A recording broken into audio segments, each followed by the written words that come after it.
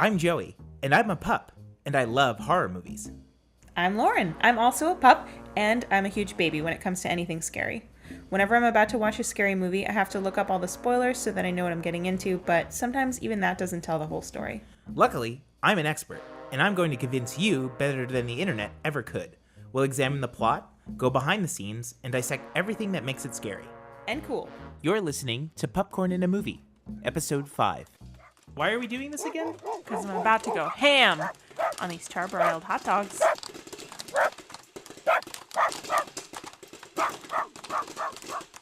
If you remember last week's episode, and I know that 8 of you do, we talked about The Void, and I know what you're going to say about it because you voiced it many times while we were watching it. However, before we do that, before we get to your final score, we're going to have a listen to our commentary for the movie. My favorite part. All of our fans are here. Our biggest fan is here, especially. No, just the biggest fan. Oh, okay. The small ones are in the other room. Wait, but is she evil? Oh, I love him already. They're very nonchalant about this right now. Looks like a beekeeper. My bees! Joe Bro Productions, like as in the Jonas Brothers. You know who that is? Yeah, Are you sure? maybe. Name the Jonases. Lyle, Fortinbras, One more. Kirkland. How'd you know all of them? I don't think this is going to be very scary. I thought Bev was going to be an old lady. The upper part of this guy's head kind of looks like Paul Dano. Yeah, he does look familiar. Is that Anthony Hopkins? It looks like him. Sweet earring dude. He doesn't look that beat up. Gotta get the blood out. It's weird you say that. Because she's about to murder your intern. Foreshadowing. Our guest is out. Uh-oh. Uh-oh. Why would you do that, though? Someone's in here.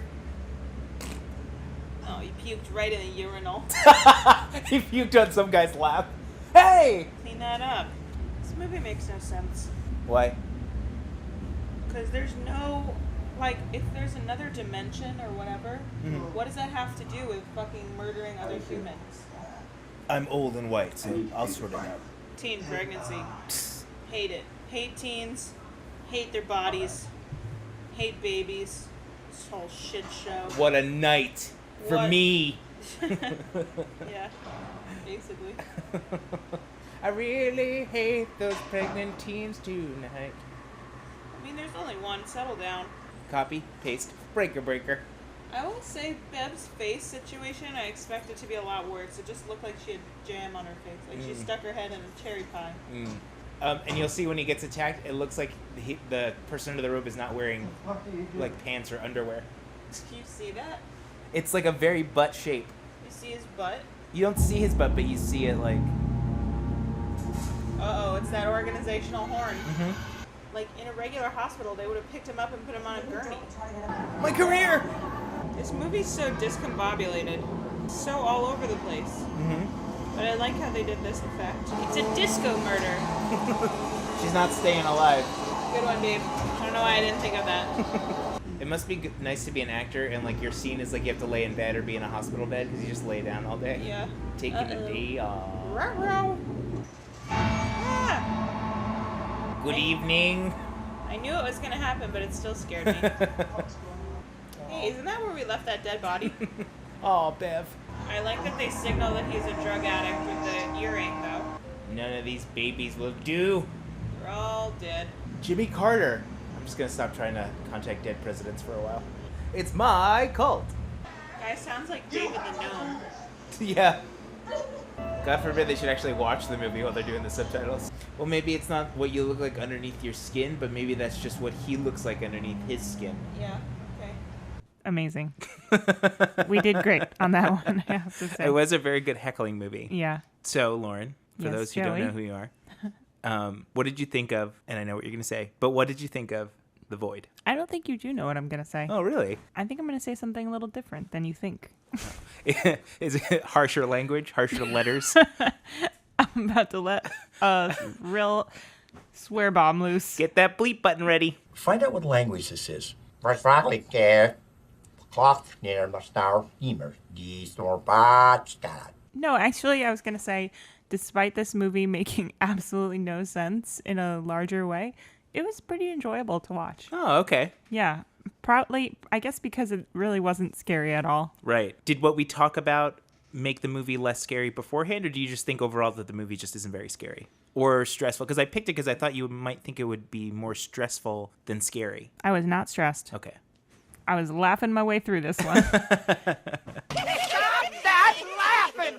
I don't know, if you didn't tell me about the movie before we watched it, probably would have been a little scarier, but knowing that all that stuff was coming and like kind of knowing that the movie was going to be all over the place, it really helped me not take it very seriously. Okay. But great B-movie action. Yes, it is really great. I think the creature effects are really cool. Yeah. And just I the think they could have atmosphere even of gone it. bigger and badder. Although the thing that pops out of Maggie's body at the end of the movie, I think is really cool. It has like raptor legs. Yeah. And it squishes that guy's face at the end of the That's movie. true. That and was a it good part. explodes. Dr. Powell, his like inside out look was pretty cool. That fog that turns people inside out. His inside out look. Yeah. He's like, this is my inside out look. Do you like it? It's straight from Milan. Yeah, there's a lot to enjoy. It really wasn't scary, though. Because you enjoyed it on that level, does that mean that you would be open to more movies that have sort of this similar B movie trying to be a little bit darker, but, sort of, more enjoyable? Like, would you be interested in more movies that have that sort of style to it or Definitely. horror element to it? Because there's a lot of movies that The Void is sort of taking influence from, especially John Carpenter's The Thing. Okay, here's what I think.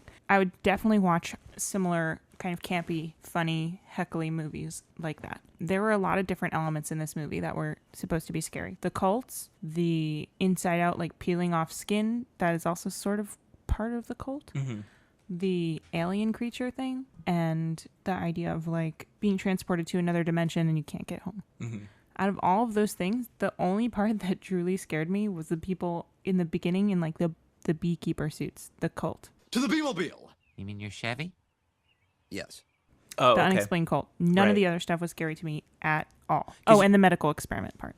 That was Right. another scary element, but And that didn't scare me either. I do think one part that kind of freaked you out a little bit was when they say that they're gonna do the C-section on the girl Maggie. Yeah. Even though the belly looked pretty fake, I think if they actually would have cut into it, that might have freaked you out a little bit. Yeah. And I thought that might be an element of the movie that might scare you. Pregnancy. Medical horror. Yeah, like the doctor describes it as like something trying to claw out of her.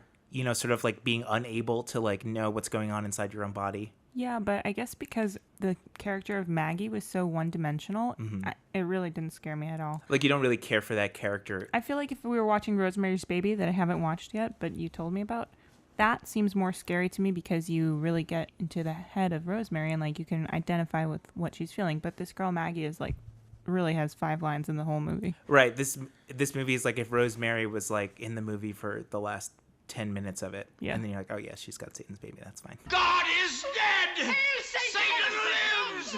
Yeah, it's whatever. It's Satan's baby. It's whatever. Yeah. Yeah. She's Happens all the time. all the characters in the movie are kind of in a way one-dimensional. There's a little bit of backstory between Danny and Allison about that they had lost a baby, but none of the other characters are really compelling except for Vincent and Simon. I think are the most interesting characters that I agree. really want to learn more about. Have they killed a bunch of other cultists before the beginning of the movie? Like they nonchalantly light that girl on fire, like no problem whatsoever. They're like, yeah, light this girl on fire.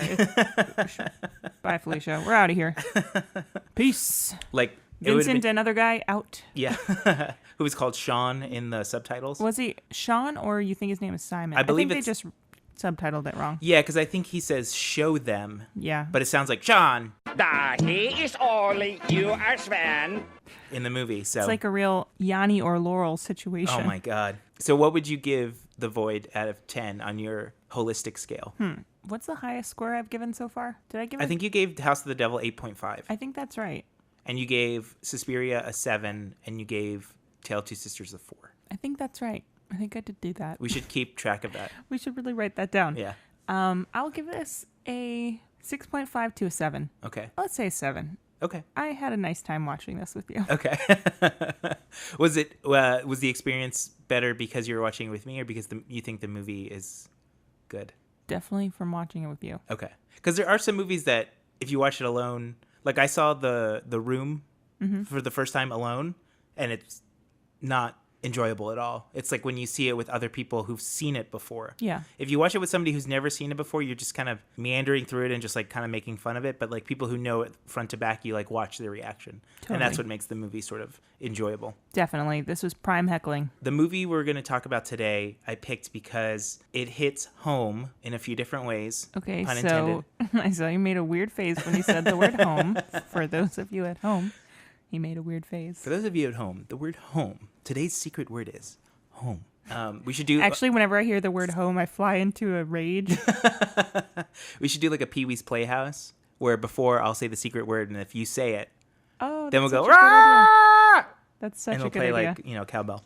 I sort of spilled the beans earlier this week when I told you that it was a 70s movie. Oh my God, it's beans. It's Beans. Our future dog, Beans. It's from 1979, and you know how much I love 70s horror movie. Mm-hmm. And I think as we go through the series, and I've said this before, that you'll find that a lot of 70s horror movies are very like influential into like how horror movies are made today. They draw a lot on that. And the reason this hits home is because this movie is quote unquote based on a true story that happened not too far from here. I feel like I know what you're going to say. Yeah, do you want to guess? Is it Amityville Horror? Yes, it is. Yeah.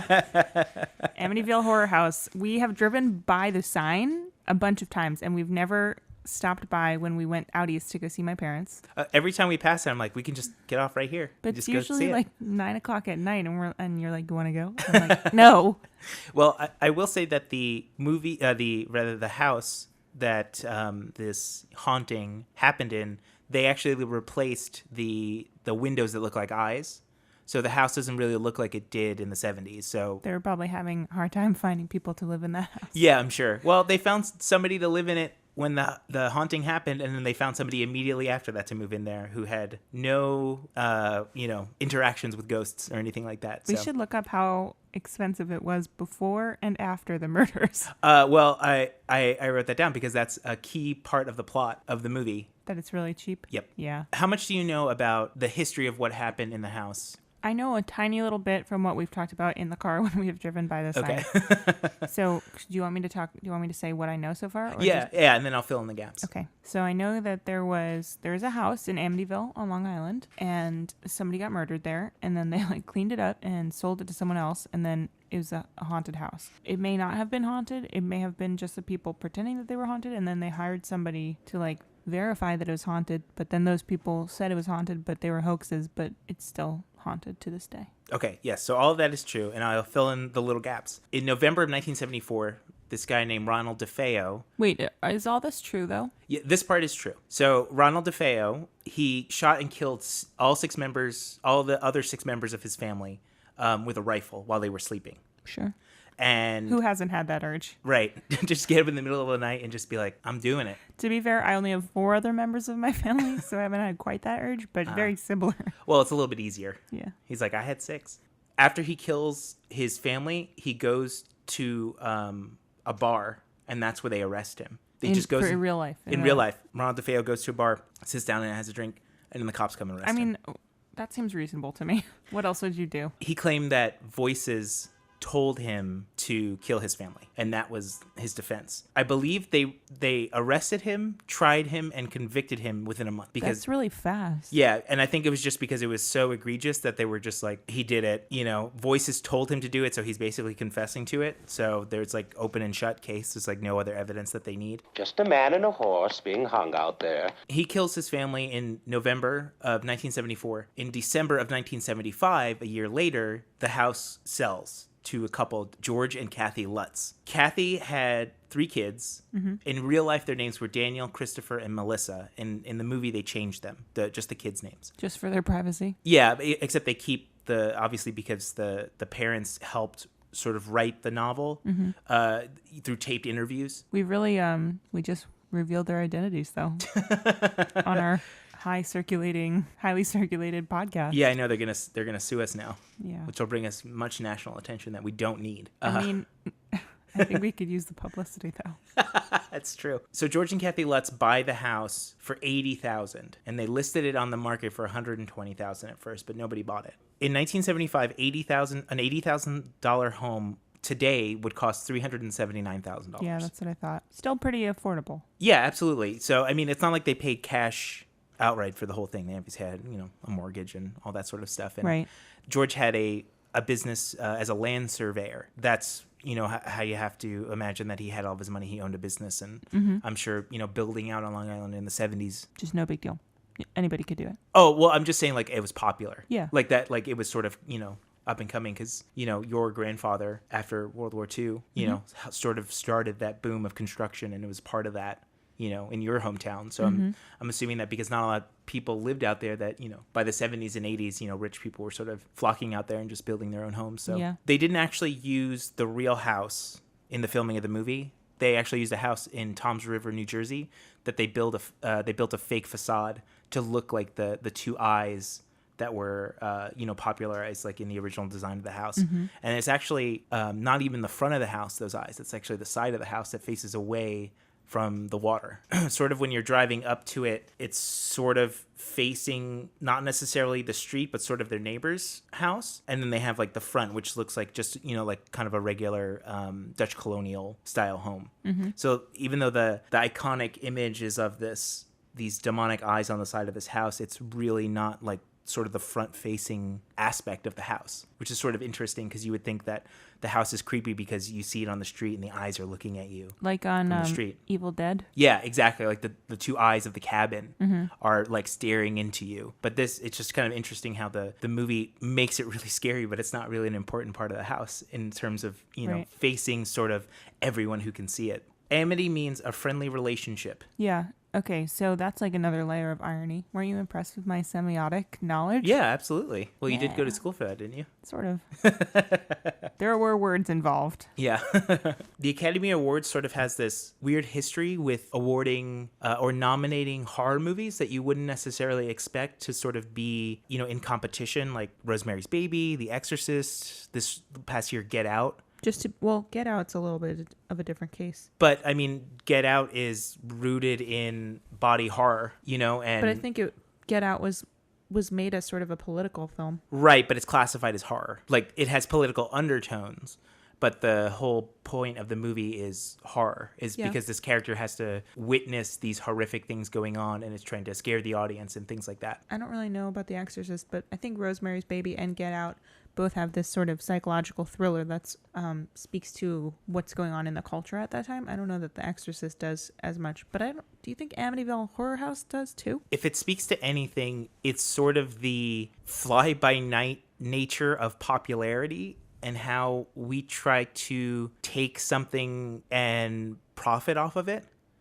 Like the Lutzes were basically accused of just trying to make money off of the fact that this family died in this house, possibly saying these untrue things in order to get a lot of money and a lot of publicity. Okay. I also think the movie is also about like the horror of home, feeling trapped in a place that you want it to be familiar and, like an old house settling and just, being unsafe in a place that's supposed to be safe. Yeah. I think it plays into that. And I think that sort of is like part of the cultural fear of the 70s too. Yeah. Not knowing who to trust. And the 60s and 70s, I think, is about this time in America where conspiracy theories become a big part of the culture. Right. And like you're like at the beginning of the 60s, you're sort of coming out of McCarthyism, like sort of trying to eat our own and not knowing who to trust. Right. Exactly. And also like the guys coming back from Vietnam, like not feeling like they have a home, like they're coming home, but they're not welcomed home in a way. And just, I don't know if that necessarily plays into the actual plot of the Amityville Horror, but that's just definitely just a sense of the country. Like in 1979, like we're just about to hit Reaganism and people are going through the gas shortages and the whole Iran hostage situation and stuff like that. There's like a lot of like big things that are sort of impacting like the economic situation. Yeah. And Iran hostage is interesting too when you talk about a house like kind of holding people hostage. Right, because they had to be in the Canadian embassy. Right. Like, and also the 70s was a time of sort of these countercultural experts on like various esoteric things start coming out of the woodwork and saying like, oh, no, you've done that all wrong. Like diet experts and like right. Exercise and fitness experts. None of that was a part of our culture really much before the 60s. Right, and I also think that television has a large part to play in that because during the 70s it became much more affordable to own a television, and especially color television, and just sort of all the technological advances that we're facing at that time, like being able to shove information down someone's throat and convince them simply through 30 seconds that you need a product. Yeah. And sort of making people fear that their lives were incomplete. Sort of this commodification of expert advice. Right. Interesting. All right, sorry to take us on a tangent there. No. I think this is all good information, especially because all 70s horror movies, I guess I should rephrase that, all horror movies in general are rooted in the culture that they're made in. Yeah. Again, going back to Get Out. Get Out might not have been the same movie if they had made it in the 70s because things are sort of coming to a boil. Yeah. And that movie is like a perfect personification of the times that we are living in. We should watch that movie again. Yeah, we can have it. We can do it one day where we watch a movie that we've already seen and discuss it. I'd like some time for it to gestate in culture. Okay. Because everybody's sort of still talking about it until Jordan Peele he has another horror movie coming out. I know. I'm so excited. Going back to what spurred this little tangent, that the music in this movie was nominated for Best Original Score at the Academy Awards. Mm-hmm. It didn't win, but it definitely should have because it's very, very, very complimentary to the scene in sort of setting it up, but not taking you away from what's about to happen. There are some horror movies where you're like, enough with the strings. I don't need to be bombarded by this huge bass drum. Enough with the organizational horn already. Hey, Joey, what'd you play in high school? Organizational horn. Yeah, me too. I also played the organizational horn. There's actually no sheet music. It just says bom bom. It just and says you just organize. You follow that, yeah. For a time, unbelievably, the movie was the highest grossing independent movie of all time. It made Really? Yeah, it made $86 million. Well, okay, so independent movie. Right, so it was independently financed away from the Hollywood studio system. Okay. Do you know the movie that knocked it out of first place? Well, I'm not sure, but I'm gonna guess. Okay, I was gonna guess Jaws and then Star Wars, but I don't think either of those were independent. Is that No, correct? and they came. Amityville Horror came out after that. Okay. Yeah. So after 1979. The murders happened in 74, but the Okay. movie came out in 79. Let's see. Back to the Future. No, that was not independent. No, it was not. Teenage Mutant Ninja Turtles. Stop. Pizza Dude's got 30 seconds. Oh Yes. my God. How could that be independently filmed or independently financed? Well, because a lot of studios just did not have sort of the faith to bring it to the big screen, and they couldn't necessarily get the funding they needed from a bigger studio, so they just decided that they were going to raise the money themselves from sort of independent financiers. Oh my and God, do the those movie studios themselves. were so damn wrong. I know, because that movie has like a lasting impact on my childhood. Yeah, me too. They probably made most of their money just from my family. Well, you know who my first crush was ever of all time, right? Donatello? Donatello, the sexy one. Because he was smart? Yeah. Okay. Or he had a big staff. Whoa. Take it down a notch, man. I was like 6. Yeah, he was always coming up. He like built like their car that they drove around that shot like it shot sewer covers. gunk? Oh, It yeah, shot you're sewer right. covers out of the front. I thought it shot pizzas, but you're right. It's sewer covers. Yeah, I think it had a pizza oven on the inside. I think it did too. I think that was probably a Michelangelo request. Yeah. Donatello does machines. Yeah, he does. The final thing I'll say about this movie before we start talking about the actual plot was that the director, Stuart Rosenberg, he did this other movie called Cool Hand Luke. Not sure if you've ever heard of that. Yeah, I've heard of it. I thought you were going to say Cool Runnings. Cool Runnings. He went from Amityville Horror to Cool Runnings in one swoop. Guy's got range. Yeah. He's like, I can do slapstick comedy. He also did this other movie called Voyage of the Damned. Yeah, I've heard of it. Where it's about taking Jewish refugees during World War II and taking them from Germany to Cuba. Wait, it's not. That's different from Village of the Village Damned. Village of the Damned is different. Yeah, Okay. that's the one about the kids with their glowing eyes and they're all kind of like albino-y. Do you know that there were very few countries that accepted Jewish refugees on boats? Mm-hmm. Cuba was one. Another big one is Dominican Republic. Really? Fun fact. There's a lot of synagogues in Dominican Republic. That's interesting. Yeah. Well, you know probably why Cuba accepted them, because Meyer Lansky, Do you think that's why? because he ran the mob. Oh my God. In Cuba, I bet that's why that happened. How cool. Too bad my dad's not here because he would be able to tell us. Too bad your dad's not here because we got a lot of stuff that needs fixing around this place. die is very handy. The two main characters of George and Kathy are played by James Brolin, Josh Brolin's dad, Sure. and Margot Kidder. Oh, I know who that is. Tell me who. She's famous for playing Lois Lane in the Superman movies. Uh-huh. Also famous for being completely crazy, and she actually died a few days ago. She overdosed, I think. Really? Yeah, she passed away a few days ago, I believe. She must have been in her 70s. Yeah, she was either 76 or 67, I believe. I think it was one of those two. Of an overdose. That's so yeah, sad. I believe that's what the coroner said. Very sad. Yeah, she was sort of famous for going off the rails for a little bit. Mm-hmm. But she's really, really good in this movie, and James Brolin is excellent in this movie. The movie's a little bit cheesy, sort of in the whole package when you kind of step back and look at it. That must be the train. Yeah, either that or a spaceship is taking off. Oh, thunder. Do you think? Do you think that's why she barked? Maybe. Car alarm. We should just do a show. That was a fart. We should just do a show where we record and then we just say what we've heard. That was a wet one. So the movie opens with the iconic eyes of the Amityville Horror House. Mm-hmm. The sky behind it is like blood red, and the windows also have that sort of shade, and it's just sort of a still image. You know what my dad says? What? Red sky at night, sailors delight. Red sky in the morning, sailors take warning. Did you know that you said that during The Void, when we watched The Void? Probably. I say it all the time. Thanks, Dad. Don't know what it means. It has something to do with being a sailor. I don't know. I don't think... Actually, my dad gets seasick, so I don't think he knows that from firsthand knowledge. But the red slowly starts to fade to sort of black and white as the credits play over it. They do like this cheesy thunderclap lightning, and it's raining like a hurricane. It's like huge fat droplets.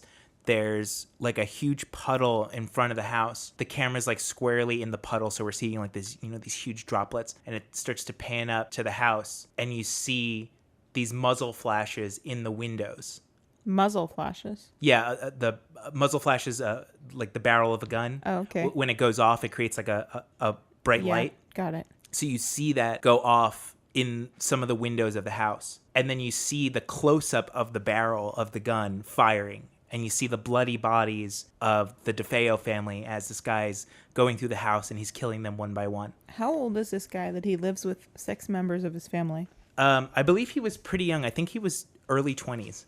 Okay. After the murders, we're still kind of on the house, and it fades to later in the morning when there's like all these police officers around and all these ambulances. And we have some text come on the screen and says, like, November 13th, 1974. It says a mother, father, and 4 of their children were murdered with no apparent motive. It's kind of weird that there's 5 children of the family. That's Yeah. a lot. Yeah, it's a big... Well, DeFeo, I'm assuming, is Italian, so like a big Italian family. Yeah.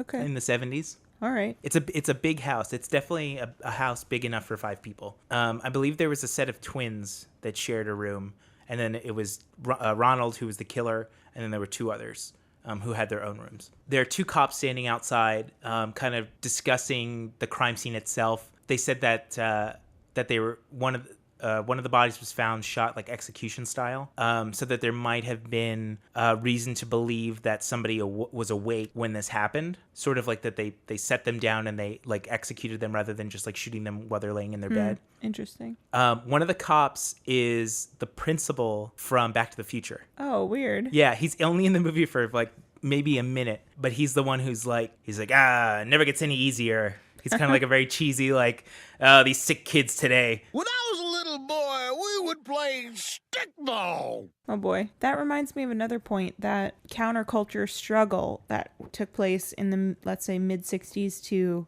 late 70s of like the older generation being like, kids are so sick. Mm-hmm.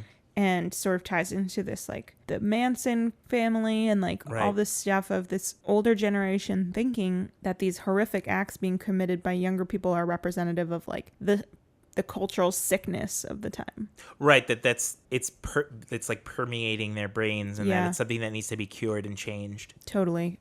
But it does seem like there were a lot of these really outrageous, extremely violent crimes that took place at that time. Right. Well, this is, like, after Ted Bundy, John Wayne Gacy, like we're sort of all leading up to this. it, the Ronald DeFeo didn't necessarily target other people, but he's still considered a mass murderer just based on the number.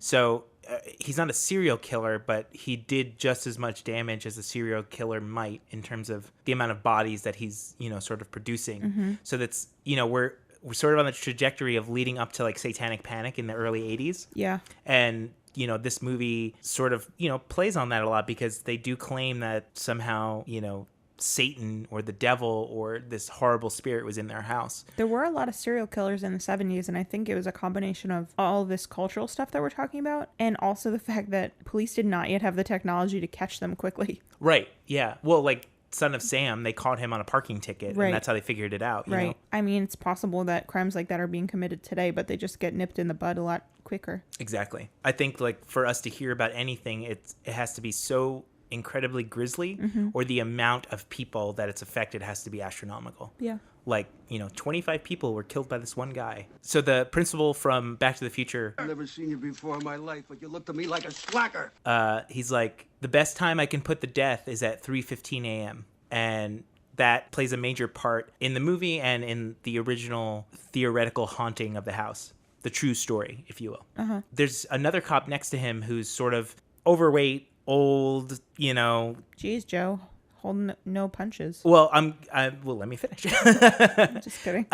He's got like a trench coat and like a fedora, so he's very much like this sort of old style detective. Probably came up like in the 50s, when it was like fashionable to be like this cool noir detective, and like that's how he dresses. So like that's sort of his character throughout the whole movie. He's like this sort of disgruntled.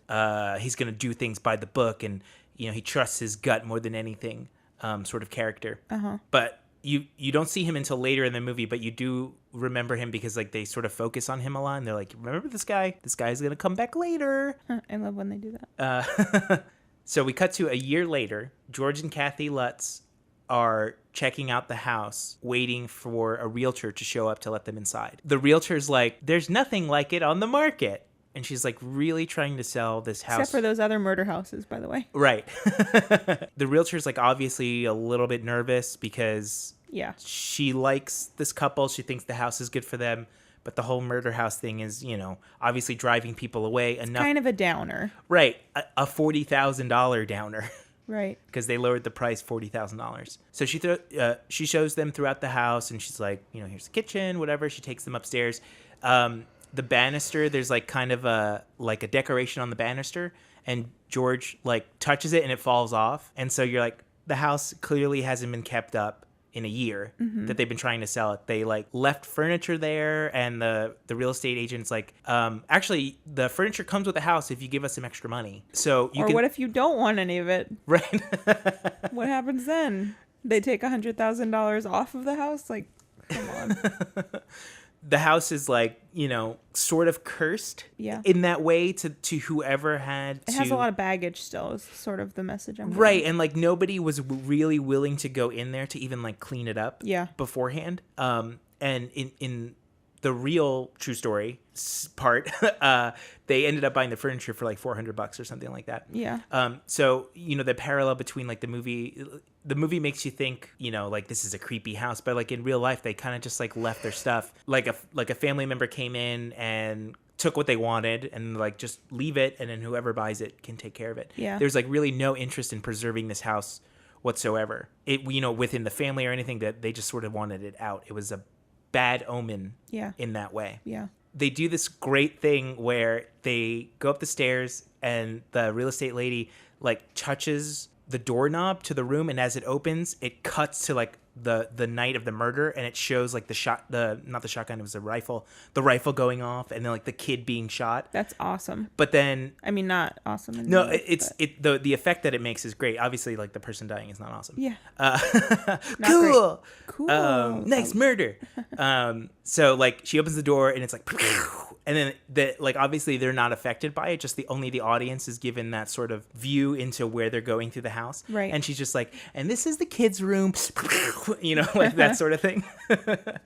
It actually does one of them while they're walking up in the attic. It looks like was also a kid's room for twins. The attic has the two eye-looking windows.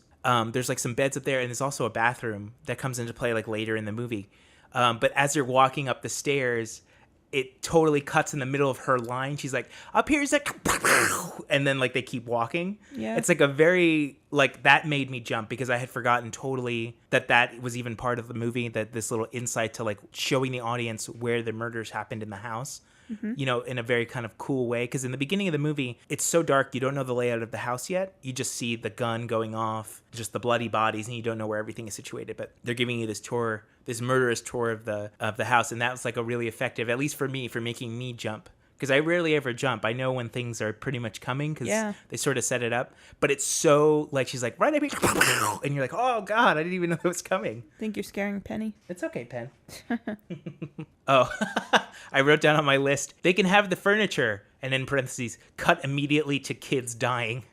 That was the cut in the when they're going up the stairs. Yeah. She's like, you can have the furniture to the they go up to the attic and they're like, hey, Kathy and George are like, hey, we're going to have a look around. We'll meet you downstairs. The realtor leaves and they're sort of sitting there and Kathy's like, I love it. And then they're kind of like, $80,000. That's kind of expensive. And they're like, well, it's worth $120,000. That's like a huge steal. So what we calculated was about $380,000 in today's money. So what they originally wanted it to sell the house for was almost $600,000. Yeah. So that's like a huge steal for them. And they're sort of debating, sort of the price of it, being like, there's a boathouse in the back and George has a boat. And he's like, well, if we have the boathouse, then I won't have to pay like docking fees. So we'll save like a couple $1,000s for that. And, there's like so much great things in this house that I can move my office here. And like, we can save all this money. And they're just trying to, work it out. And Kathy's like, man, I wish all those people hadn't have died here. Yeah, I'm sure their family wishes that too. Yeah. And then George says one of my favorite lines. He's like, houses don't have memories. And that's... But they do.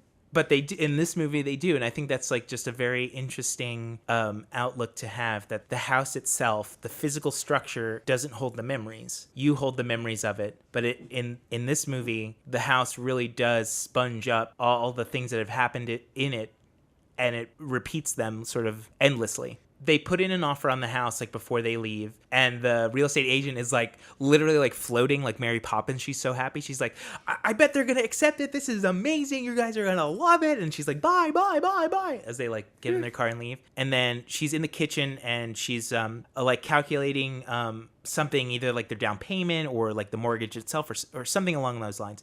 But she's like using this beeping kind of Casio calculator. And she hears a weird noise and she stops and she sort of looks around. And then the papers on the table start to blow as if there's like a breeze, but all the windows are shut. And she's like, I don't like this at all. So she packs up her things and she leaves. Oh boy. A month later, we come back to the Lutzes as they're moving in for the first day.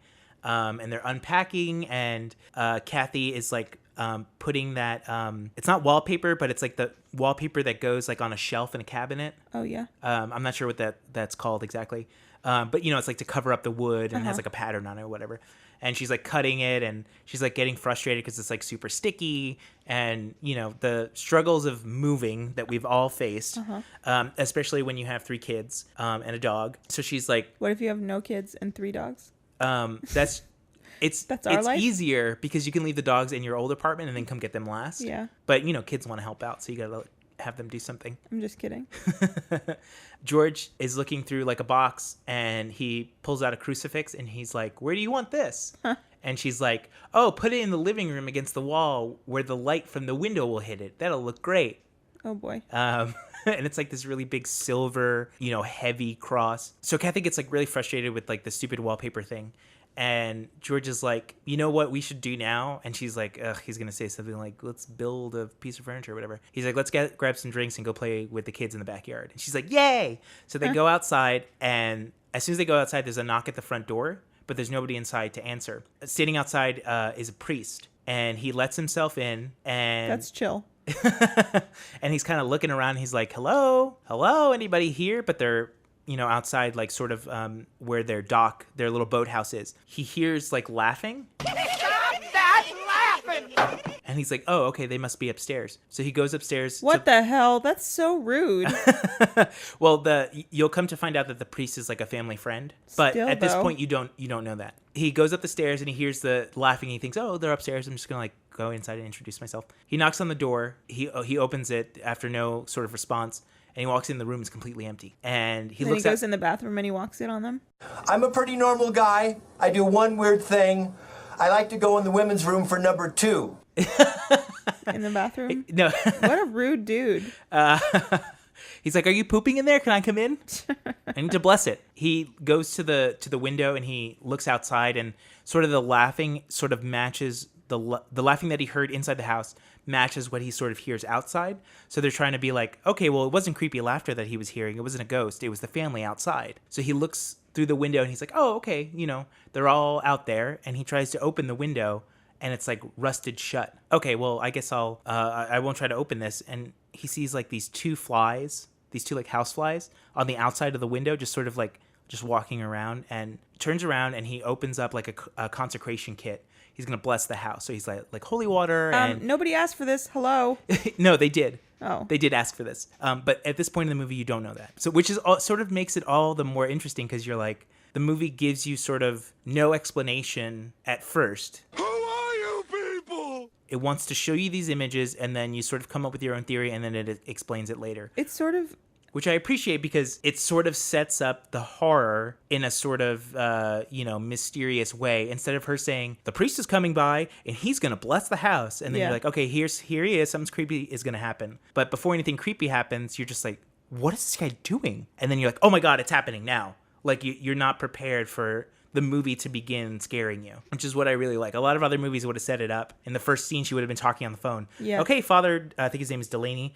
We'll see you later. I hope you can bless the house. And then you're like, all right, that's going to come. You're setting it up too perfectly. Right. You don't have to hold my hand, which I appreciate. I think in a lot of 70s movies, they're kind of like, let's go. They hold your hand, but then they like throw you forward, and they just expect you to like sort of figure it out. Okay. He opens the consecration kit, and all of a sudden he starts to like sweat like profusely, and it's supposed to be December of 1975. But why are they outside?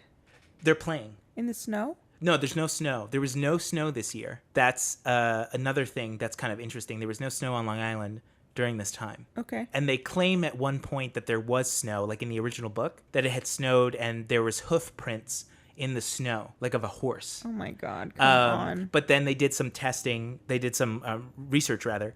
And they found out that it had not snowed at all in Long Island. Maybe it was just time. a heavy frost. Maybe it could have been, but the way that it's like sort of portrayed in the book is supposed to be like sort of like a demon horse, right? Or like a what do they call them? 4 horsemen of the apocalypse sort of thing.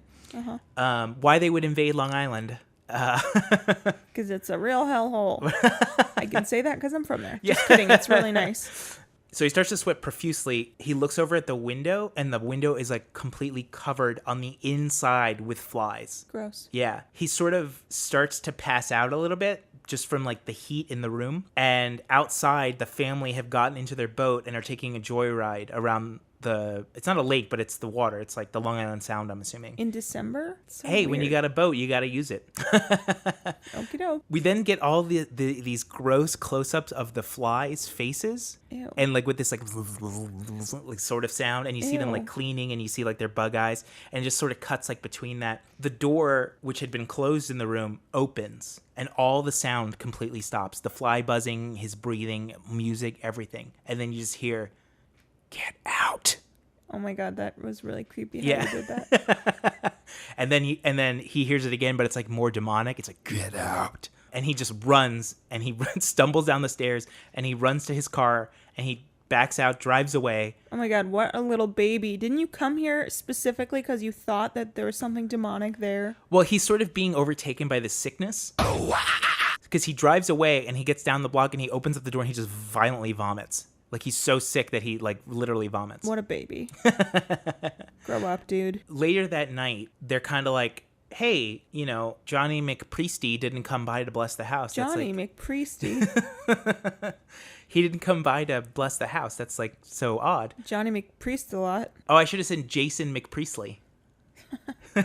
Oh, babe, let's recut it in. Well, I like the flubs. You know, that's what we're all about. Real life. I like the movie Flubber. Do you? Yeah. Oh, okay. It's funny. Which one? One. The one with Jerry Lewis? Oh, no. The one with, Robin Williams? Yeah.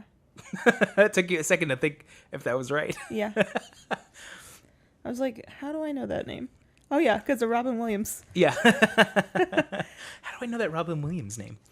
The family's sort of getting ready for bed, and they see the way it's filmed is like it looks like a dead body on the floor, but it's really their daughter Amy, who's like passed out from like just running around all day because she's a little girl. So hard. And she's wearing, kind of interestingly, she's wearing the same button-down flannel shirt that her dad is wearing. I guess I should say this: the kids are Kathy's from another marriage. Okay. So sort of the being a good stepdad, sort of that awkwardness of trying to be a friend and a father. Mm-hmm. Sort of plays into a lot of the plot as everybody sort of descends like into madness. That's like how I feel about with our dogs.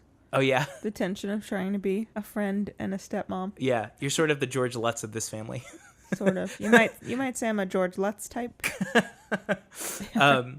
So the priest, I believe his name is Father Delaney. So I'm going to go with that until, because you don't hear his name until later in the movie. So we're going to go with that. It's not Jason McPriestley. No, it's not Jason. So I can call him that if you'd like. We'll do 2 cuts. Whatever you want. If you're listening to the Jason McPriestley cut, you've gone too far. So Father Delaney calls Kathy later that night, and he's like, I came by before, and something really weird happened, but the phone line on Kathy's side is just static. She can't hear a word he's saying. He's like, hello, and he just finally hangs up like out of frustration. And he's obviously still very sick while this is going on. He gets up to go to the bathroom. What if he honks in the car? I'm giving you a no honk guarantee. He's washing his hands, and he realizes that he's developed all these blisters all over his hand, like mysteriously.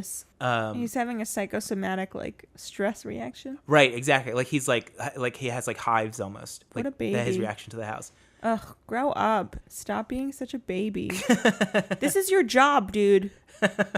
Just do your job. Don't freaking throw up. Don't become a priest who does exorcisms or whatever if you're gonna get so weirded out by it. Just pick another job, dude. You signed up for this. This is exactly what you knew was gonna happen. Well, I don't know if I can fault him for... I don't think he's sick out of fear. The house is making him sick. Okay, you know but what like, I mean? Fortify yourself for God's sake. Well, if for God's literal sake. I was gonna say if the horse is making you vomit, just get away from that. Just horse. Get away from the horse, man. Just leave, stupid horse. Oh my God! But you kind of knew this was gonna happen, right? Is my point. Well, he didn't. Well, he should have. Do you think? I would have guessed. Because he would have known about the murders. Yeah, and also he seemed like he knew what he was doing, exercising that house or whatever. No, he came to bless it. That's like a standard Catholic, not tradition, but like sort of act, is you call a priest to bless a home. Like when you move into it, because it sort of clears any negative energy out and sort of starts you off on a fresh foot. Mm-hmm. So like what he's doing is, at their request, because the Kathy character, as we're about to find out, is very religious. Mm-hmm. So this would have been, sort of right in line with like, her sort of allegiance to the church. So I think like his being there is not that he knew that there was going to be a demon in there, but he was going there just to bless the house, like sort of at her request. Okay, and well, whatever. I hear you. Okay. I just think he's a baby. Okay. Well, there's going to be 2 babies because somebody else gets sick. Before we get to that, George takes the girl who had fallen asleep, Amy, up to her room, and he comes back down, and he's like very weak. He's like leaning against the door frame, and Kathy's like, does Amy have her doll, her favorite doll? And George is like, yeah. I put it up there. And he's like, I'm not really feeling that well. And she's like, are you hungry? And he's like, no, not really. And he's just kind of like a little bit sweaty, like he looks damp, like just uncomfortable. Mm-hmm. And I wrote this down because she makes this. It's not a joke, but I just thought it was funny because she's like, "What? You're not hungry for one of my charbroiled hot dogs?" I mean, nobody puts ketchup on a hot dog. What? In December, no less. Yeah, that's Christmas you gonna time. Throw it on the grill? Chestnuts on an open fire, burned hot dogs. What are you talking about, lady? This is like Margot Kidder as she was going crazy. Or like the line is roast turkey. She's like, charred hot dogs? Charbroiled hot dogs. She had a big deal with Hebrew National. George remarks that he's cold, like really cold all of a sudden, that the house isn't like sort of being heated properly. Apparently there's a draft coming from the basement. And he goes downstairs, and of course like, he's got to like get like a spider web out of the way, and it's like, you know, like sort of creepy basement. One of the other it's the kids are 2 boys and a girl. One of the other boys, Matt, comes down the stairs to like sort of see what George is doing. He immediately trips and breaks one of the treads on the stairs, and the light bulb in the basement explodes. And so it goes black, and he like tumbles down the stairs, and George kind of like rushes over to him. He picks him up. I'll get you out of here. This is, you know, like, it's okay. We'll check all this out tomorrow. You know, I'm sort of sorry that you fell down the stairs. He's trying to be a good stepdad and like, you know, comfort him. And they don't sort of remark on the creepiness of what just happened, like that he was walking normally down the stairs, he trips and he falls, and the light explodes. George is like, oh, it's an old house, faulty wiring, crappy stairs, are probably rotten now with, you know, maggots, or termites, rather. Termites, not maggots. Sorry about the maggots, you guys. That's a real problem when you got maggots who are eating, like, termites. That's no good. After George takes Matt upstairs to sort of tuck him in, we see Kathy doing, like, these weird ballet moves in front of this mirror. It's ritualistic ballet. Yeah, and she's got like a white flower in her hair, and she's got this sort of negligee that's like a top, and it's like a jacket. It has like sort of long sleeves, but it's like, it doesn't have any buttons on it, so it can't close. So it just like, all you see is like the center of her chest, like it's covering her breasts. And she's wearing like white underwear and then one long white stocking on one leg. I mean, it's so bizarre. Okay. Whatever. And then this is like, this is actually the first cut to me furiously burning all of that stuff that I was going to wear later. Well, it's kind of interesting because this is the first horror movie that we've watched that has a sex scene in it. The other ones aren't really centered on sex in any way. Yeah, I guess that's true. Because the movies that we've watched don't really have sort of a strong, the leads are not in a relationship. There's no sort of, either boyfriend and girlfriend, husband or wife. Like, there's none of that. Yeah, that's true. And this is supposed to be sort of a normal family. There was sex scenes in Evil Dead, even though that's not part of our podcast series, but when we saw that a few weeks ago. Evil Dead. Yeah. When he's like, you want some champagne, baby? Yeah. In the beginning of the movie. That's right. Yeah. And also in, what is it, Jason? The one with the summer camp? Oh, yeah, Friday the 13th. Yeah. Yeah. My final comment is, I do think it's very sweet, even though, so there's a sex scene, but it's like going to be wholesome because they're married. Yeah. They're like middle-aged married people. That's kind of sweet. Well, they make you believe that these two who just recently got married are very much in love with each other, and they're really trying to make a new start for their family. And, you know, if you didn't know anything about them, that they had lied about all this crazy stuff, you might think that they had bought this house, which is a huge gamble to buy like a murder house. Yeah. You know, that's like taking a risk that, you know, this guy's trying to play good dad, good husband, and, you know, they're all sort of just trying to make it in like the mid 70s in Long Island. Mm-hmm. You know, they're all just trying to make a life for themselves. These are not important people in our culture other than the fact that they claim that this house is haunted. You know, it's like an actual normal family. Yeah. Which most movies don't really portray that well. Mm-hmm. It's usually like the mom's crazy, the dad, you know, used to be a hitman, or, you know, like it's like they do all these things where like there's this one aspect of the family that you're like, all right, that's like the crazy part that they threw in here. But generally there's nothing sort of in their past that would dictate that they're evil or manipulative or weird, or like that they're sort of set up for what's about to come later. They're really directly affected by the house. Okay. Which I appreciate. So they have sex on the floor. Tell me, where specifically is the weirdest place that you personally, girls, have ever gotten the urge to make whoopee? And there's like all these like very romantic shots of like roses and piano music, very 70s-esque. Yeah, totally. But they're really showing you like this is the last time they're really going to be happy here. You know, they really ram it in that the first night that they're there, it's really the last night. Yeah. They're laying in bed later that night after they've done some raucous whoopee making. Oh boy. And very 70s. And the doorknob in the room starts to turn very, very slowly. Mm-hmm.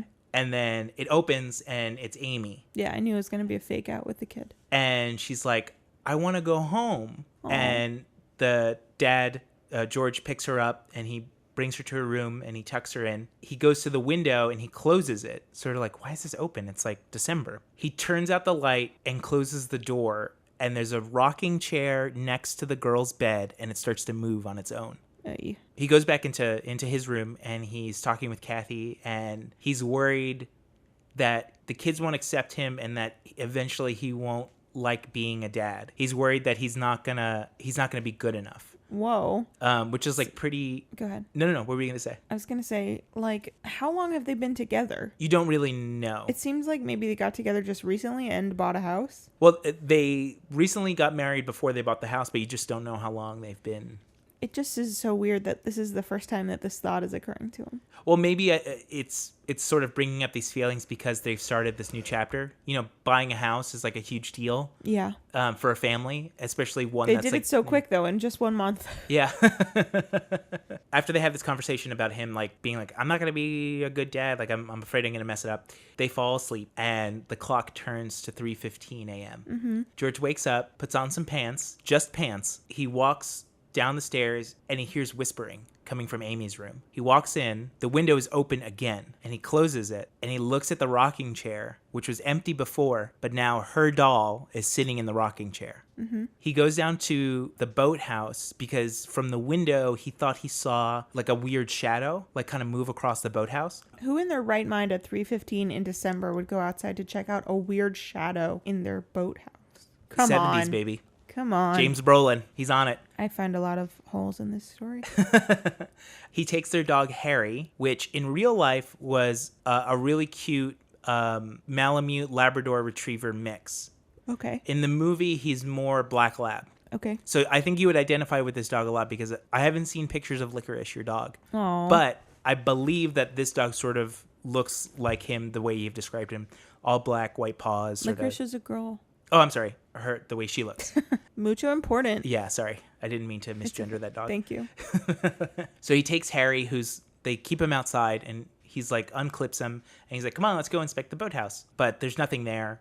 Just the boat just kind of like rocking in the water. He goes back inside, and he lights a cigarette. And this is what I described to you before. Other than the when they're talking about the furniture and then like they cut to the gunshot. Mm-hmm. This is the other thing that I had forgotten about the movie that scared the shit out of me while I was watching it. Because all of a sudden this black cat just jumps onto the windowsill outside and just hisses. And just there's no like music where it's like, bah-nah. It's just like he's just like lighting the cigarette and all he hears is like, and like it cuts to it and it's totally. I was like, shit! Like I punched the monitor. Oh boy! And it just like kind of like looks at him and it's just like, and then that's it. Like there's nothing else happens with that. So it's like kind of the old, black cat, bad luck sort of symbolism. And they sort of make reference to it throughout the movie where they're like, yeah, that damn cat is just wandering around back there. The next day, George is chopping wood outside, and I really wish that my brother Dan was here because we watched this movie together a long time ago, and we were heckling it. And as he's chopping the wood, we came up with a song as he's chopping the wood, like a woodsman would sing, and it was "Big Strong Man chopping wood." Living in a haunted house and feeling good. And then he would chop the wood. I've never heard a song that so perfectly encapsulates the energy that comes from you and Dan when you're together. That is just... Yeah, well... creme de la creme. Because every song that we write ends with this sort of bassy tone. That's right, it does. Like every song we sing that ends like that. But it's not only a description of the movie, it's like a summary of the entire movie. Yeah. Big strong man chopping wood, living in a haunted house and feeling good. That's all you need to know about the movie. That's the whole thing. But then we inject a little bit of our like barbershop quartet. Barbershop duo. Yeah, that's true. Well, no, because we have... Because each of you have two voices. Well, we have two windpipes. So and two I was actually sets born of vocal with cords. double windpipes. Yeah. I have artisanal windpipes. So he's chopping wood. He's feeling good. Oh, boy. At 3 a.m, though. No. This is the next morning. Oh, okay. Yeah. Kathy comes home, and at first it's a little awkward because they drive like a cargo van. Like that's their family car. Is this huge cargo van, but it's for his business. It's for his business. Got it. Right. So she comes back, and she has these groceries, and she's... this is the 70s, so there's like the paper bags with no handles. So you got to like put them in you got to bend your arms. And is it the 70s or is it the 2010s? That's true. We're coming back to that. Yeah. The least they could do is put a little handle on it. You can't handle the truth. So she does not have a handle on these groceries, and she drops one, and she's like, damn it. But then she's like kind of not one to necessarily like just be defeated by that moment. And she like runs up to George playfully, and she's like, boo. And she tries to scare him. Oh, come on. And he turns around and he's like, don't do that. And he's like really angry, like uncharacteristically angry for him in that point of the movie. His whole demeanor changes. And he's like, I have to finish. And she's like, okay. And then all of a sudden he like snaps out of it. And he's like, I'm sorry. I don't know what came over me. And then he's like, okay, of course, I'll help you bring these groceries inside. So as they're bringing everything inside, Kathy tells him that her aunt is coming by. He gets angry at that again. He's like, we're not ready. I don't want her to come by. I mean, I'd be annoyed about that too, to be honest. I'd be like, come on, we literally just moved in yesterday. Right, exactly. Your aunt? I only met her once. I met her for 20 minutes at our wedding. Well, you'll be surprised on who her aunt is. I actually think I know. Do you? Is it the old lady from the Poltergeist movie? No, I meant that in not who the actress is, but who, like, what kind of person she is. Oh. So George sort of like storms out to go back to finishing the wood chopping. Kathy smells something weird, and she goes towards. Like, sorry, that's. Yeah. Well, I'm assuming it's like a sulfur smell because it's coming from the basement, and sulfur is usually associated with like the devil. Yeah, and also like when you fart, you're like, that was the devil's work. You're doing the devil's work, boy.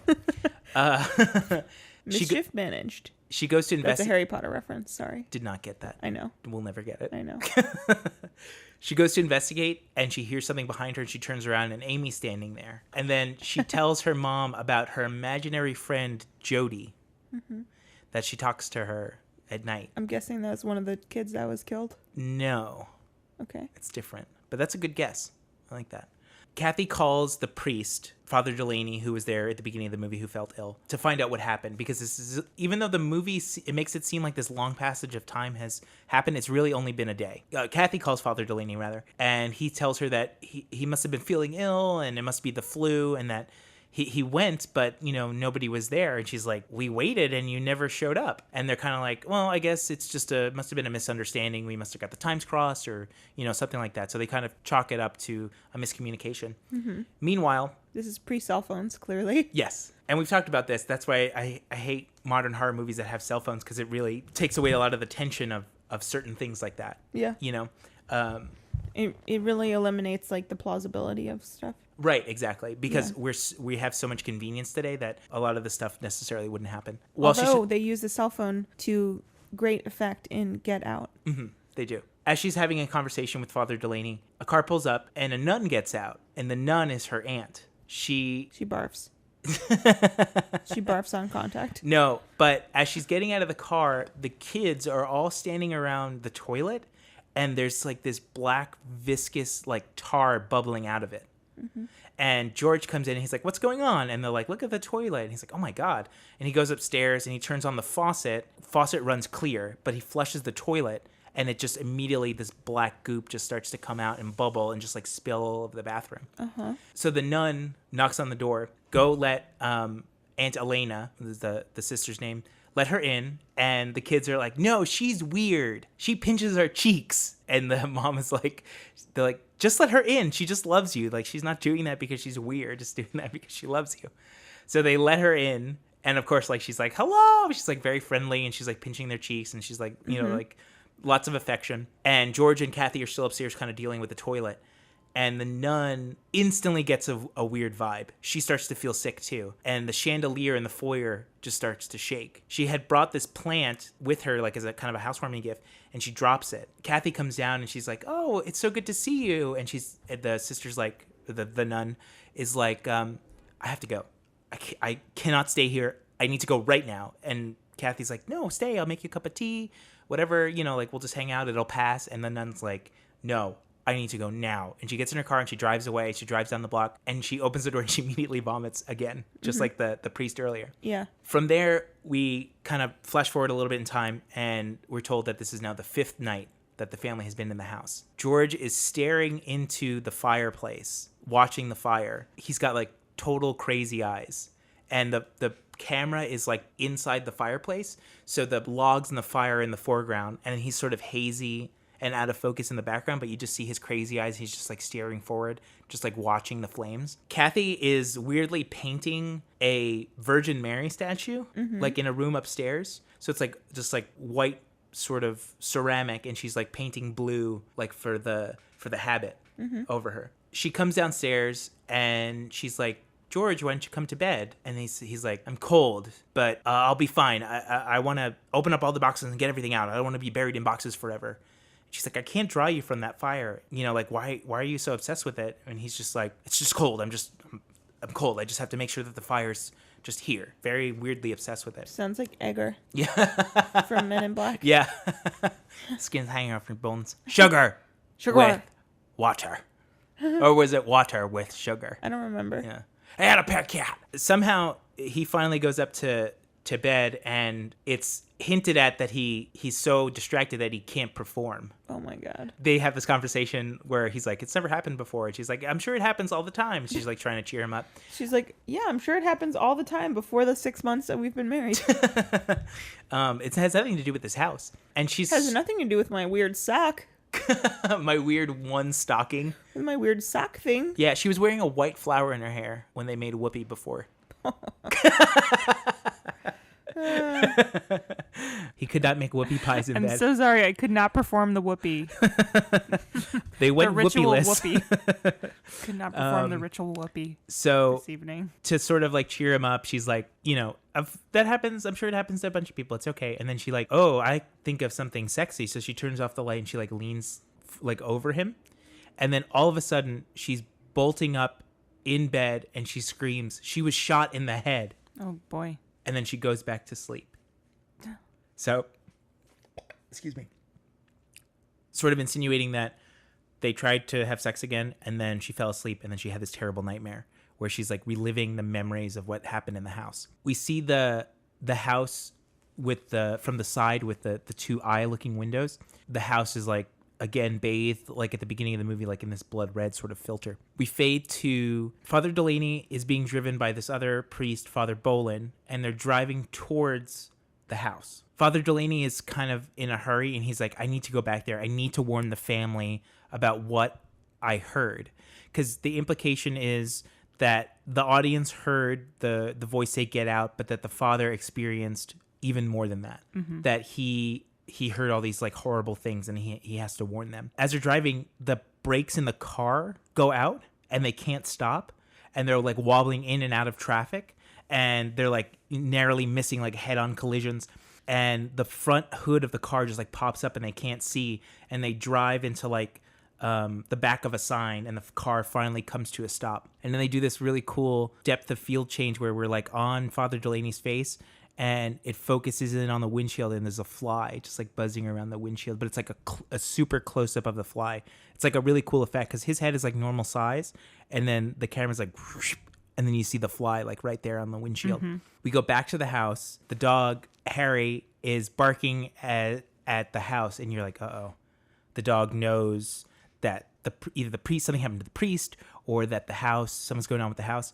But it's revealed that the two boys are actually putting like aluminum cans on strings on the back of this car that says just married on the back of it. So he's like barking at them. So it's like another, just like the girl showing up, twisting the doorknob and coming in, like another little false sense of, horror. So the person who's getting married is Kathy's brother, and he's counting money in their living room, and he's like 1, 2, 3, 4, 5, 6, 7, 8, 9. And he's like, damn it, I have to start over. And he keeps like recounting the money and over and over and over again. And Kathy's like, what's going on? And the caterer, he needs like $1,500, and he just wants cash. And it's like this whole weird thing. It's like the last thing I want to be concentrating on, the day I'm getting married. George comes down to the room, and he interrupts them, and he looks god awful. He's like sweating, his cheeks are puffy, like the bags under his eyes aren't like dark, they're like red almost, like very like splotchy, and his eyes are just like bloodshot, and his skin is just pale, and he looks horrible. Like, hey man, I really couldn't even make whoopee last night. I am feeling very bad about myself. The brother's like, I heard you couldn't make whoopee. He's like, you heard right. Look at me. I'm falling apart. Falling apart here. He sort of talks to the brother, and he's like, everything's gonna be fine. It turns out that George is his best man, so he like confides in him a little bit, like giving him like the confidence like not to like freak out. We're introduced to this babysitter character who's come to watch Amy, the girl, who's the only one who's not going to the wedding. That's mean. Yeah, it's kind of weird. I believe it's because she's sick, because they feel that George has the flu and that somehow that Amy has like sort of the same symptoms. So they're like, we're not going to bring her. So they have the babysitter stay with her so like she can give her medicine. Okay. All of a sudden, the money that he was counting, that the brother was counting, is gone. And he starts flipping out. He's like, it was right here. And they're like, looking under everything, and they're turning out all the furniture, and he's checking all his pockets. I bet Amy stole it because she was so mad. The kids, the two boys who are outside like prepping the car, are like honking the horn on the car, and George, like, all this stuff is like just driving him insane.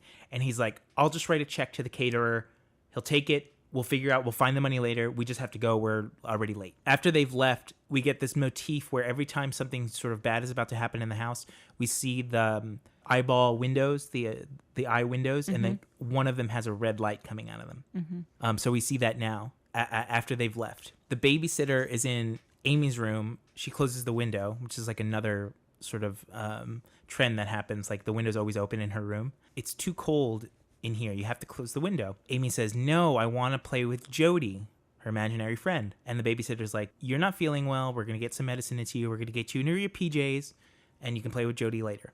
So the babysitter goes into the closet in her room to get the PJs, and the door closes behind her, and it locks. And she's like screaming to get out, banging on the door so much that her knuckles start to bleed, and they leave blood on the door and the inside of the door. And she's just screaming, and the door won't open, and Amy won't open the door either. The light in the closet just explodes, and then it cuts to black, and she screams. And then we cut to the wedding party where everybody's having a great time.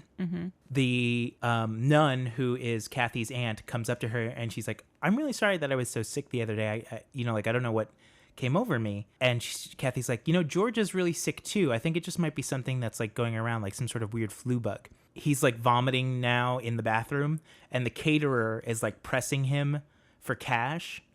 And he's like, he gets like really aggressive with him, almost like even though he's away from the house, it's still affecting him. And he's like, I'm going to give you this check, and you better take it, or I'm going to do something not very nice. Like he's going to like wring his neck. And the guy's like, oh, okay. All right, fine. I'll take the check. And he leaves, and Kathy's like sort of watching from afar, like the door to the men's room is like sort of like half ajar. And she's like, I think you're a little too sick. I think we just need to go home. My brother will understand. You're obviously not feeling well. People can see it. They go home, and they hear the babysitter crying in Amy's room. They just open the door easily and just let her out. And she's like, I was locked in there the whole time. Amy wouldn't let me out. And then they're like, this door doesn't lock from the inside. And George's like, here, I'll show you. And he goes inside the room, the closet rather, closes the door, and he opens right up. So obviously like some sort of demonic force, Jody, in this case, was keeping her locked inside this door, inside the closet. Amy says that Jody wouldn't let her open the door, that was the reason that she wouldn't let her out. And then George, still being sort of in this like manic state, is like, your kids need some discipline. So now he's like acting out as the sort of stepdad that he feared he would become, / the house is clearly taking over his body, because he's never yelled at the kids like this before. Amy says that Jody doesn't like George. Okay. Somebody's got a case of the Georgies. Somebody's got a case of the Jodies.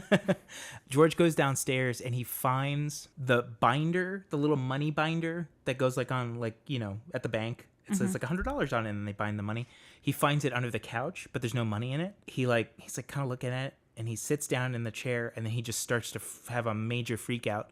Just sort of like in American Werewolf in London, where the main character is like walking around the apartment and he can't figure out what to do. And then right before he turns into the werewolf, he like rips his shirt off and he just starts screaming. Yeah. That sort of same thing happens. And he's like, where the hell is it? Where's the money? And he's like, I'm coming apart at the seams. And he's just like, You're tearing me apart, Lisa. Yeah, it's like that. And he's like on his knees, just like tearing at his hair. And he's like so sweaty and just like dripping with perspiration. It's just like real gross. And he looks like he's like, they put him under some hell. Like he did like a Heath Ledger, go into a hotel room and deprive himself of everything. There's this weird green dragon, like Chinese dragon statue that they have in their living room that's on the floor. It sort of is supposed to hearken to like the devil being like this many-headed dragon. But it just seems so out of place because it's like jade, and it just looks like something that you would find in a, like an Asian market or something like that, kind of stereotypical. But that it makes its first appearance in this scene as he's sort of going crazy. Father Delaney, meanwhile, is sort of being chastised by these other priests in the rectory. His argument is that he heard what he believes to be the devil is inside the house. And the other priests are kind of like, hey, we've done a lot of research on this sort of stuff, and generally it does not turn out to be Satan. And what does it turn out to be? Well, like sort of, it's either in the imagination of someone, or that they can, they have like the Vatican has like this whole group of guys who go out to verify miracles, and they do it scientifically, like a crying statue. So they test like stuff in the water, they test the statue itself, or the conditions of where it is, and they try to disprove that it's a miracle. And if they can't disprove it, then it's considered a miracle. Right. So I think like the other priest's sort of viewpoint is that, we test these things a lot, and generally they don't turn out to be anything that we can't explain.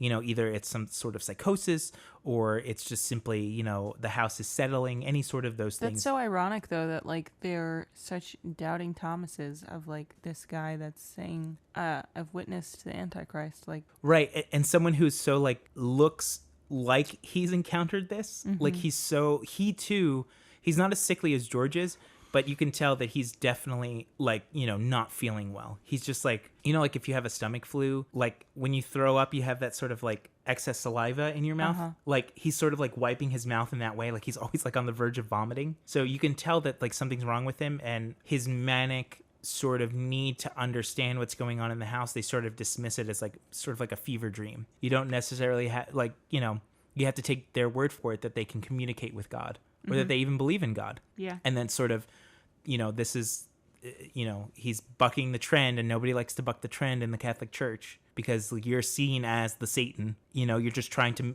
ask questions, and you're being, shot down simply for just asking. You're not saying that anything is wrong. You're just trying to do things better. Yeah. This is sort of the attitude in the room. And the other priest suggests that Father Delaney take a vacation. And he's sort of like reluctantly agrees because they're not going to let him do anything else. They're going to sort of not kick him out, but they're not going to let him preside over this congregation sort of in his state. George is again chopping wood in front of the house. And guy loves a little wood chop. Yeah, remember, he's a big, strong man. Didn't forget. Chopping wood. Though he may be living in a haunted house, he is still feeling good at this point because he's not completely crazy yet. But of course, Kathy is like watching him through the kitchen, like completely just like, he's crazy. My husband's going crazy. A car pulls up to the house, and it's this guy, Jeff, and his wife, Carolyn. People are always coming over to this house. Well, Jeff is George's business partner at their land surveying company. Carolyn, though, gets out of the car, and she's like, this house gives me the creeps. I'm getting back in the car. You find out later that she's sort of a... clairvoyant. Yeah, like kind of Sedona, aura, gemstone kind of. No offense intended to all of our Sedona listeners. No. But like she has that sort of attitude, like that she would own a crystal shop somewhere. Got like it. That's sort of her. Yeah. She's very into research and like the occult and things like that. Cool. Yeah, so she has like this terrible clairvoyant like sort of feeling. We get this close up of George sharpening the axe just like methodically. During this whole conversation, he's just continuing to sharpen the axe. He won't like look away. Jeff's like, hey, you've been missing for like a few days from the office. Like, is everything okay? He's like, the payroll checks haven't been signed. I declare bankruptcy! There's this caterer that keeps calling us. And he's like, now the IRS are on our backs. He's like, I really need some help at the office. Holding out the payroll checks for him to sign, like, into his face. He's like flapping him in his face, and George is just like, gotta sharpen the axe. He's like not even really paying attention. Jeff keeps kind of piling on with like all these things wrong. George like whips the axe up into his face, like towards his face, and he's like, don't you have any good news for me? And the guy's like, I bought you a spotlight for your boat. We can install it. And George is like, great.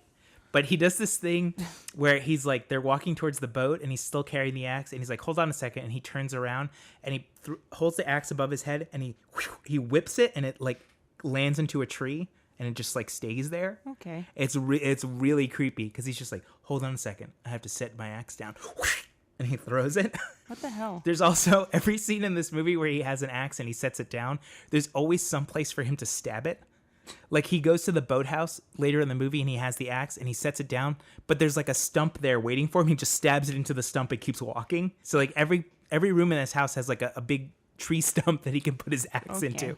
So while this is happening, Amy is in the backyard and she's talking to like all these dolls like at a tea party. And the two boys have a spider on a fishing line, a fake spider on like a fishing rod.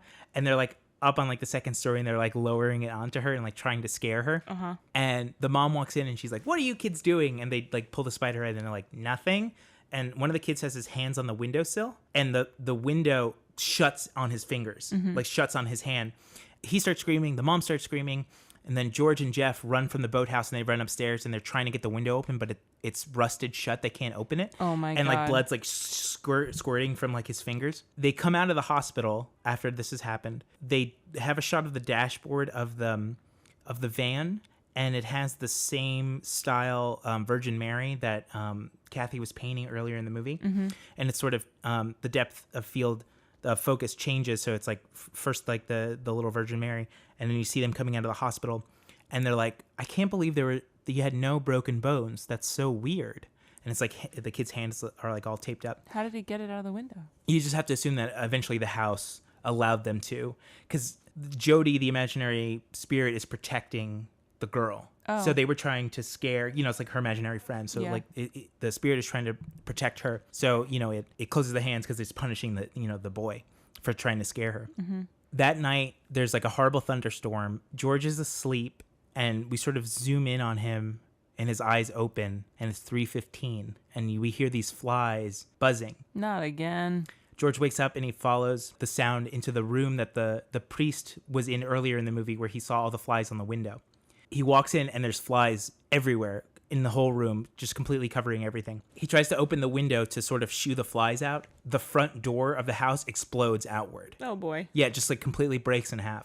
So everybody runs downstairs to investigate. George is like, "I saw all these flies in the room, but for some reason the window wasn't working." And they go back upstairs and the window works fine all of a sudden. Yeah. The police arrive because they think that there might have been some sort of break-in, or they just can't explain what's going on. Like, why would their front door just completely just like explode? The detective who shows up is the same one from the beginning of the movie who was wearing like the fedora, who was like sort of the older. This guy again. Yeah, who's like, he's smoking a cigar. Yeah. And he's like, "Yeah, 'cause today." Remember me, Eddie?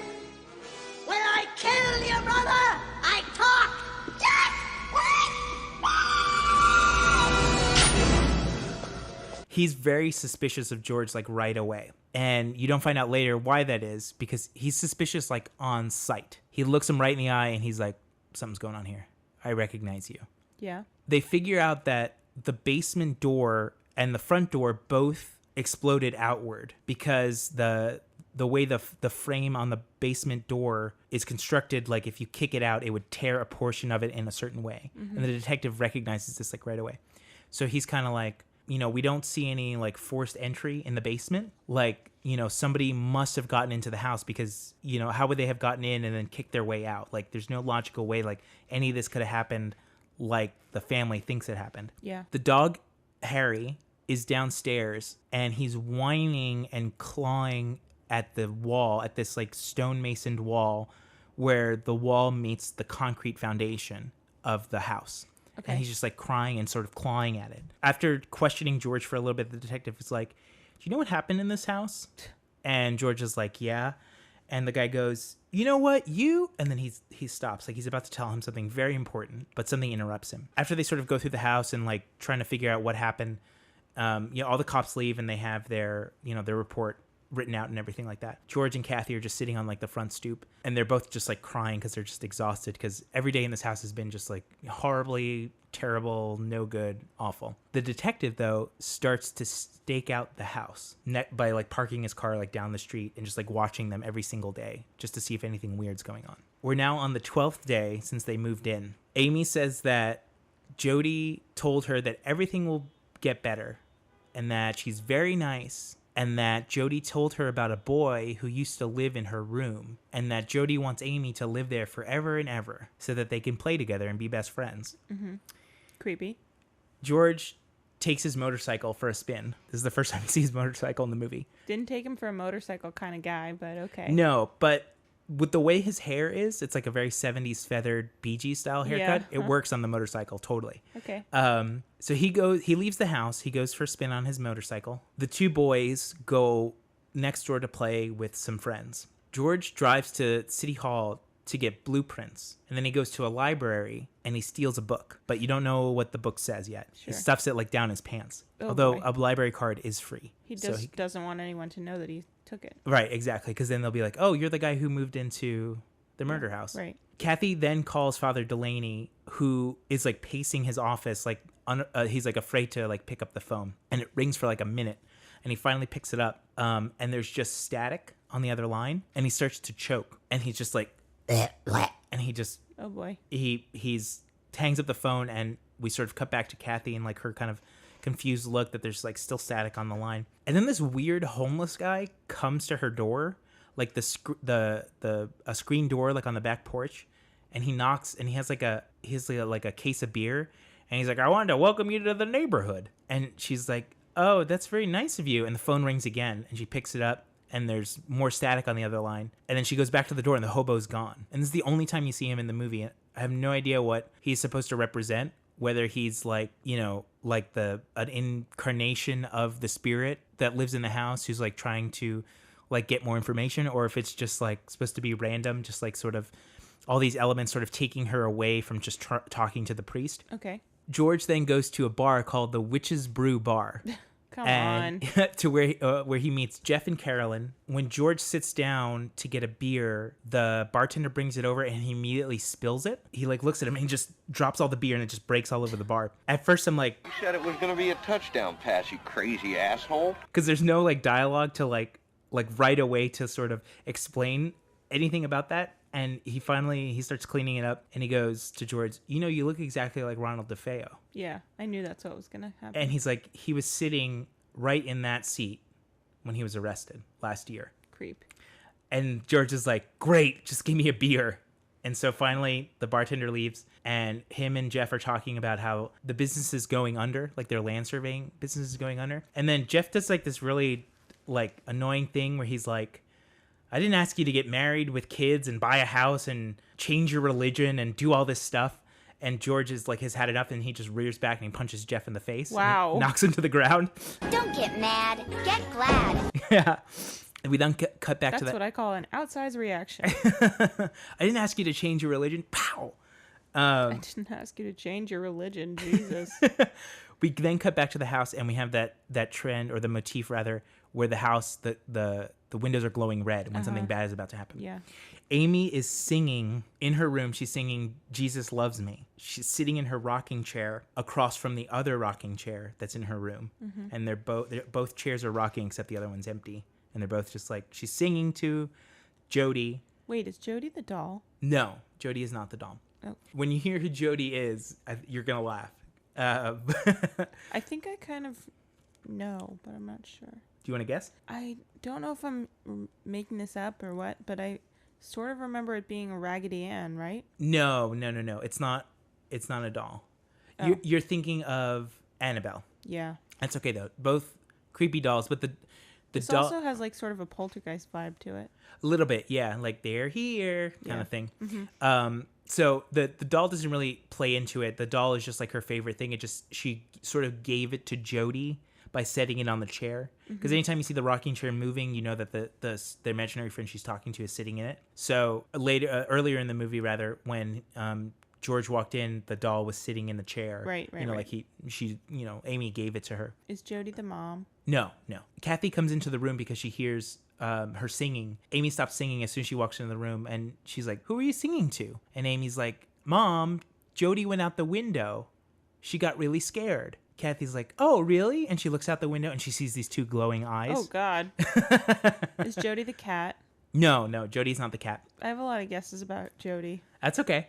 When I tell you what Jody is, I think you'll probably laugh because it's so ridiculous. Is it an owl? No. George, meanwhile, is still at the bar, and he's telling Jeff about all the strange things that have been going on in the house.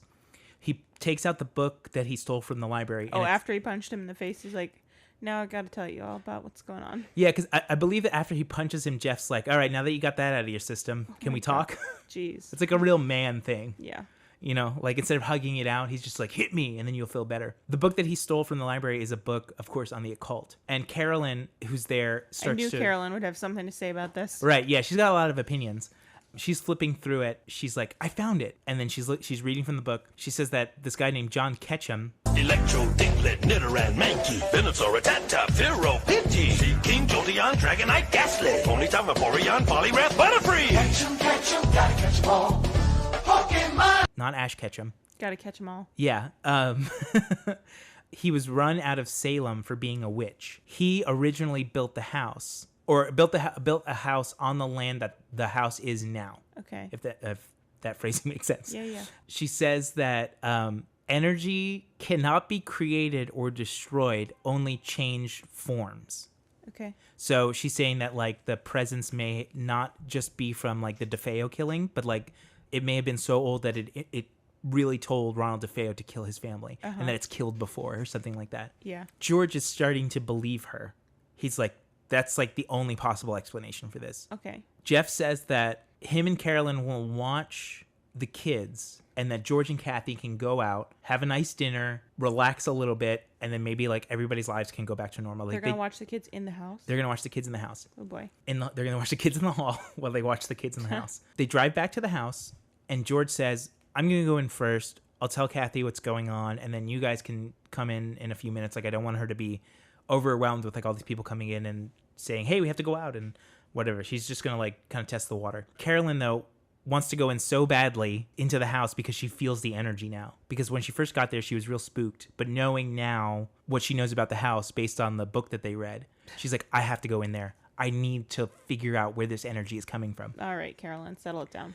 Kathy tells George about the glowing eyes that she saw. Oh, by the way, I did see these glowing eyes. Yeah. Do you think that means She's like looking through the phone book. She's like, glowing eyes, glowing eyes. There's no glowing eyes exterminator. From when George got off the motorcycle to when he goes inside, like he has drastically gotten even more sickly. He's trying to convince her, you know, really hard that they have to go out to like grab some dinner and just like get away from all this nonsense. But first, he's got to go check the fire. He's got to make sure that the fire has plenty of logs in it to make sure it's burning real hot. Meanwhile, Jeff and Carolyn go into the basement. She reveals that the land that they live on used to belong to a tribe of Indians called the Shinnecocks. That's a real thing. Remember we went over the Shinnecock Canal? Yeah. And that they supposedly left bodies there in the area that they're living in, like people in the tribe who had gone crazy or who they assumed had been possessed by spirits. When they're in the basement, the dog Harry is still clawing at the wall, and his paws are all bloody, and he's like ripped the nails from his paws. So Jeff starts to clean the blood away and just like trying to help him. Carolyn senses that people have been buried here before, like either underneath the house or in the house itself. She picks up like a pickaxe that's in the basement and she starts to attack the wall that the dog was clawing at. She swears that there's a room behind the wall. There's like a chamber in there. Oh, okay. She can feel the heat. She's an architect too, by the way. I don't know if she told you that. She's been taking night classes. So George he comes down into the basement to kind of hear what all the commotion is. Carolyn tells him what she thinks, and he's like, let's do it. Let's knock this wall down. Oh my God. In someone else's house. Yeah.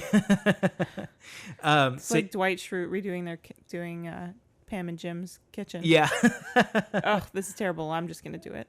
So he takes the pickaxe and he just bursts through the wall, and there's like a big hole in it, and there's just this room that's completely like blood red in color. Okay. And George looks in and he sees bonus room. He sees a ghost that looks exactly like him, just like smiling at him. George does. Yeah. Okay. But he's the only one who can see it. Oh, I thought it was just Jeff and Carolyn that were busting through. No, I said George comes down to kind of hear what the ruckus is. Yeah. And George is like, no, I'll bust through. I'll do it. Just give it to me, because he's starting to believe everything that Carolyn is saying. Yeah.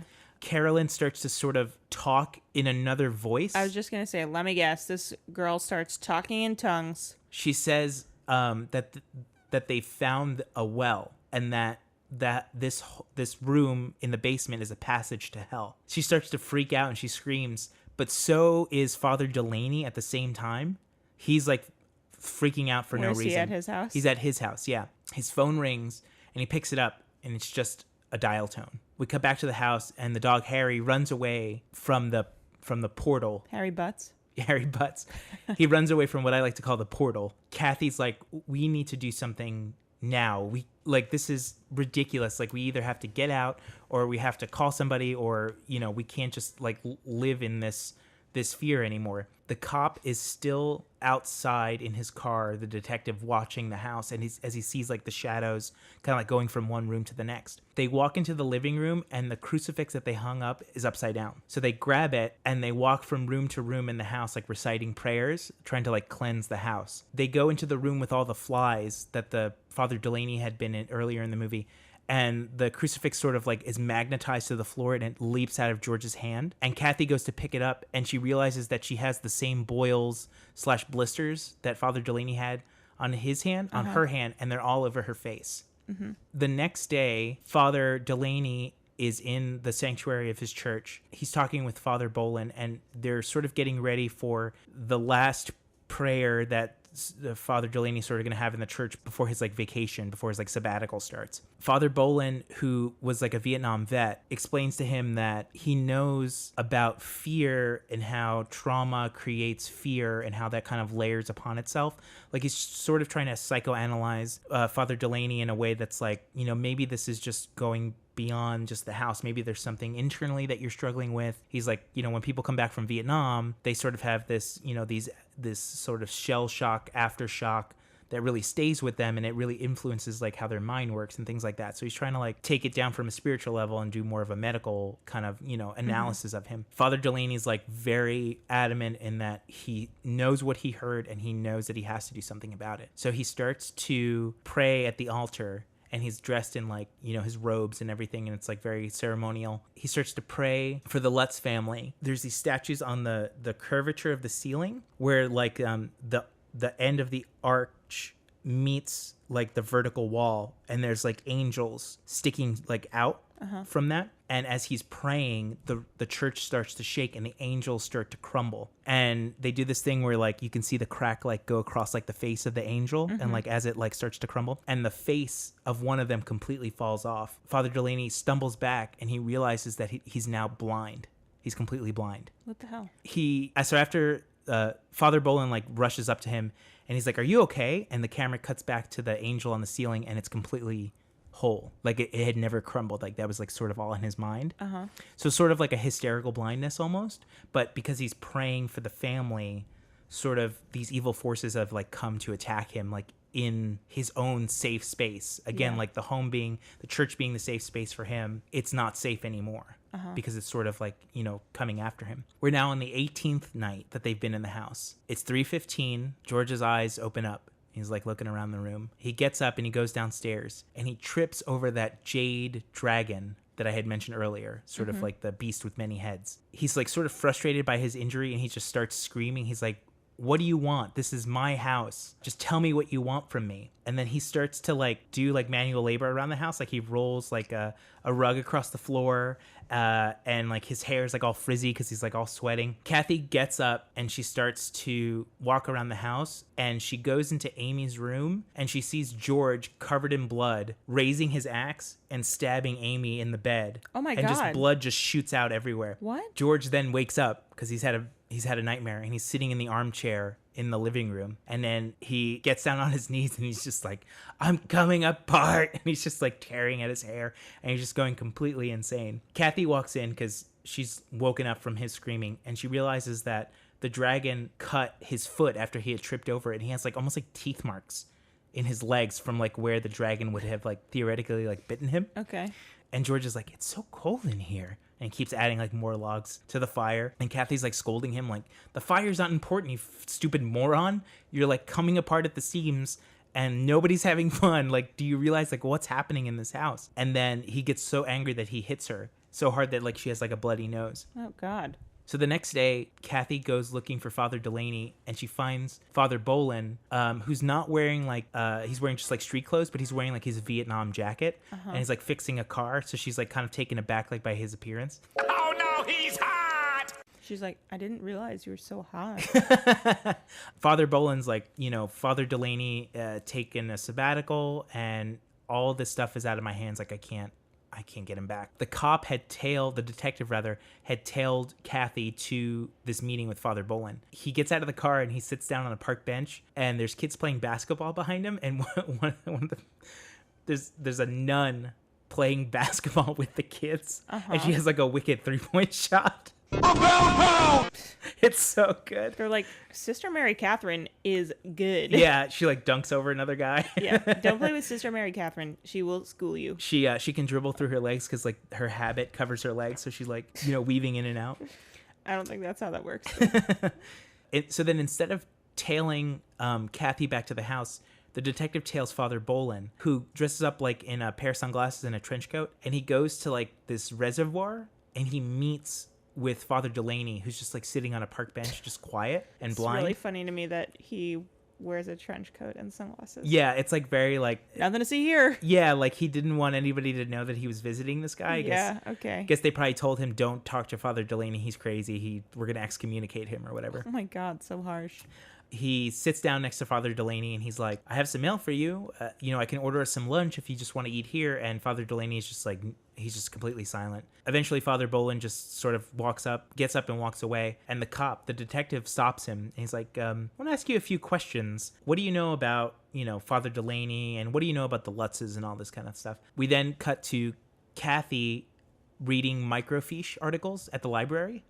And she's scrolling through newspapers. That's my least favorite kind of fiche. They're very small. She's looking through all the newspaper articles from the night of the murders, or like the day after the murders. It's weird that she didn't do any of this like when they were thinking about buying the house, but yeah, whatever. I guess like curiosity, you don't want curiosity to get the better of you because you don't want to be sort of convinced out of it. Yeah, okay. Yeah. Like it was a good move for their family, I guess, and they didn't want to jinx it. And boy, did they. Well, they made some money off of it, so. Yeah. She realizes that George looks exactly like Ronald DeFeo. Right. Like the newspaper article cut, like it slides, to the next one, and it focuses, and it says, "The voices made me do it," and it looks like George, and his face is like, "Nah!" Like he's like freaked out. Is it the same actor? Yeah. Yeah. You never see Ronald's face in the beginning of the movie. It's too dark, but anytime you see a picture of him like the newspaper, they always use just James Brolin's face. I forgot that it was James Brolin. Oh, you won't when you watch the movie. Yeah, it's sort of the whole part about watching it. Yeah, I know. Just kidding. I'm just watching it in my mind's movie theater right now. Before it was just like a blurry face, and you're like, oh yeah, that's right, James Brolin. Yeah. While Kathy is looking at the microfiche, George is again sharpening his stupid axe. Just outside, just going. Amy, meanwhile, Guy loves sharpening that axe. Yeah, well, I told you there's like a stump in every room that he could just set his axe in, so he's never without his axe. Amy is meanwhile writing Jody on the wall, like in crayon. Harry the dog won't leave the portal alone. He's like still scratching and still crying at like the because it's open now because they broke through it. George is digging something outside as Kathy is driving home. So like all these it's sort of like a montage. Like the music is like, building, and like all these images. He's sharpening the axe. The girl's riding Jody. The dog's barking. He's digging this hole. Like you're thinking like, oh, this is going to come to like a complete sort of head, and something's just going to like go crazy. The portal, the foundation of the floor in the basement where the portal is starts to crack, and it starts to like bubble up and just like start to move. Then like this horrible storm, like in the beginning of the movie, comes through. And again, it's like these huge raindrops. Like there's already puddles in the front lawn. It's like a flood. It's like a 40 days and 40 nights of rain sort of situation. Okay. George is checking on the boat because like the waves, like the swells, like, gaining. He's just making sure the boat is okay. Kathy comes home and she runs inside screaming like, Amy, Matt. George kind of hears the commotion. He grabs the axe. I put in parentheses, always a stump, because there's literally a stump inside the boathouse that he just conveniently leaves his axe in. All right. So he grabs it. Kathy sees George like lumbering from the boathouse with the axe from like inside the house. And so she's like, oh my God, he's completely going crazy. Like he's going to kill us all. George is walking back towards the house and he looks into the red window eyes and he sees Jody. Who's Jody? Jody is a demonic pig. Stop. And what? It's in the window, and it's like profile. So you see like one eye, and then it turns and it's like, and it just looks at him. Okay, questions. Yeah. A lot of questions right now. One, how does he know it's Jody and not just a random pig in his house? Like, how does he know that that's Jody? Because Well, he doesn't know it's Jody. Oh. We as the audience do. Because, how do we know? Because I left this out because I didn't want to give it away too early. When Amy is writing Jody on the wall, it's below a picture of a bunch of different pigs that she's drawn. Okay. So, and number 2, like, we're supposed to believe this, like, cloven hoofed devil thing. Right. That's, like, why it's a pig. Right. I would have thought they would choose, like, a goat. That would have been the better choice, but I guess it's not what you would expect. No, it's not. In that way. Well, I wasn't going to guess a pig. Yeah. I'll tell you that. Also, it's kind of interesting that they would, because you don't necessarily know if Jody is supposed to be the devil himself or herself. But you do think of like this evil thing, like a pig is something that just eats and it feeds, like sort of feeding on the fear or the souls or whatever of what's inside the house. Pigs are also very intelligent. That's so strange, though. You only see it this one time, though. This is the only time you see it, and it's like from far away, and you see that they've matted out one of the eyes, and it's like a really bad green screen. Like you can tell, like that's like some little like artifacts of like both pieces of film, like sort of bled into one another. So it's not perfect, but it's like it turns into like, and it just like looks at him. It's actually Miss Piggy. Yeah. Kathy goes upstairs to look for Amy, and the walls and the risers of the stairs start to bleed. And it's such a cool effect because you can't tell that there's like any sort of like tube or like apparatus in the wall to make it do it. So like you just see the wallpaper pop and it goes and it just starts to drip down. It's like pulsating. Cool. It's a very cool effect. And then all the stairs start to bleed as well. All 3 kids though have somehow locked themselves in the bathroom in the top floor in the attic. George goes up there and he starts to hack at the door with the axe and he's trying to get in. Kathy runs up and she grabs him and she throws him down on the floor. He like overpowers her and he raises the axe and he's like about to like chop her into bits. We cut back to the walls and they're like just blood just like pumping out and like the house is like starting to shake and everything's going crazy. Before George can like chop downward, the eyes of the house explode inward like across, because like there was the 2 boys, they slept upstairs, and like the original family, they had a set of twins and they lived on that top floor. Yeah. So there's some beds there. So the 2 eyes of the house explode inward into the house, and there's like glass and like tree limbs and all this stuff everywhere. The basement floor in the little red room then explodes and just blood just shoots out. George is sort of like taken out of his trance. And he's like, we got to go. Let's get out of here. They all rush downstairs. They pass the room with the flies and sort of where all the creepy stuff is happening. And the door opens on its own. And the camera sort of does this POV of like a spirit flying out and sort of chasing after them. They get into the cargo van and they're driving down the street. And Amy's like, what about Harry, the dog? Kathy's like, go. We have to go. We have to get out of here. And it's just raining and all the kids are wet and they're like scared out of their minds.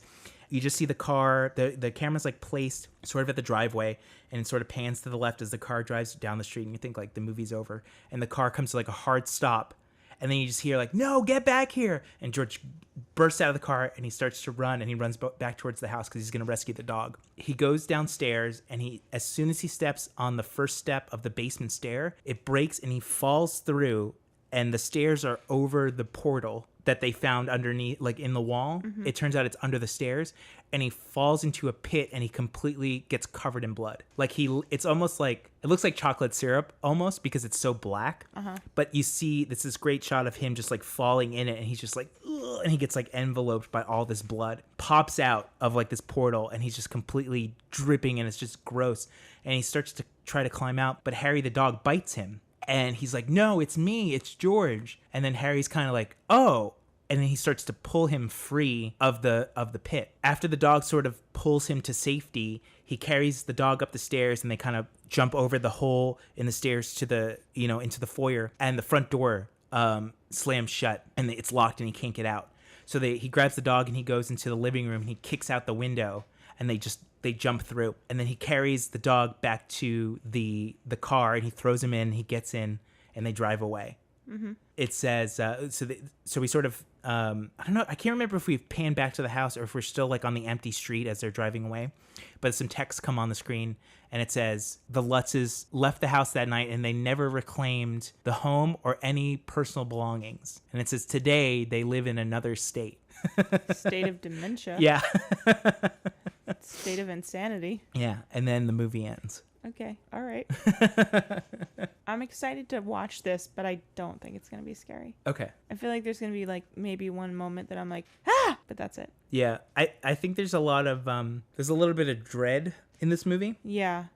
There's a lot of like kind of stalling for the action, it sounds like. What do you mean? A lot of like George being crazy, but not that crazy, but now he's a little bit crazier. Right. Yeah, it's sort of like, come on, guys. It does suffer from there not being a sort of satisfying reason for all of this. So the only time you see like a villain is this Jody thing. Yeah. Right, exactly.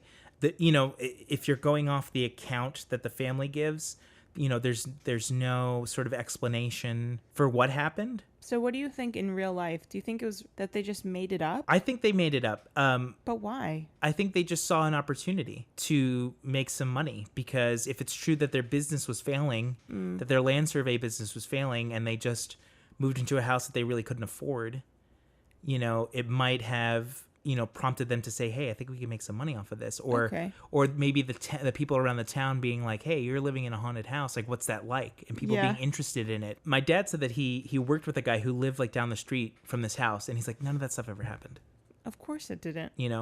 But I think it is an interesting sort of, whether or not it's true, it's still like an interesting story. Yeah. I think, like sort of this bad energy of the house infecting Ronald DeFeo first, making him kill this family, and then sort of we talked about this before, like somebody gets like a transplant from like killer, and then like the killer's soul is still trapped inside, and like sort of that thing, like is evil something that man as a species creates itself and then enacts, or is it something that is so far from our control that we just simply give into it?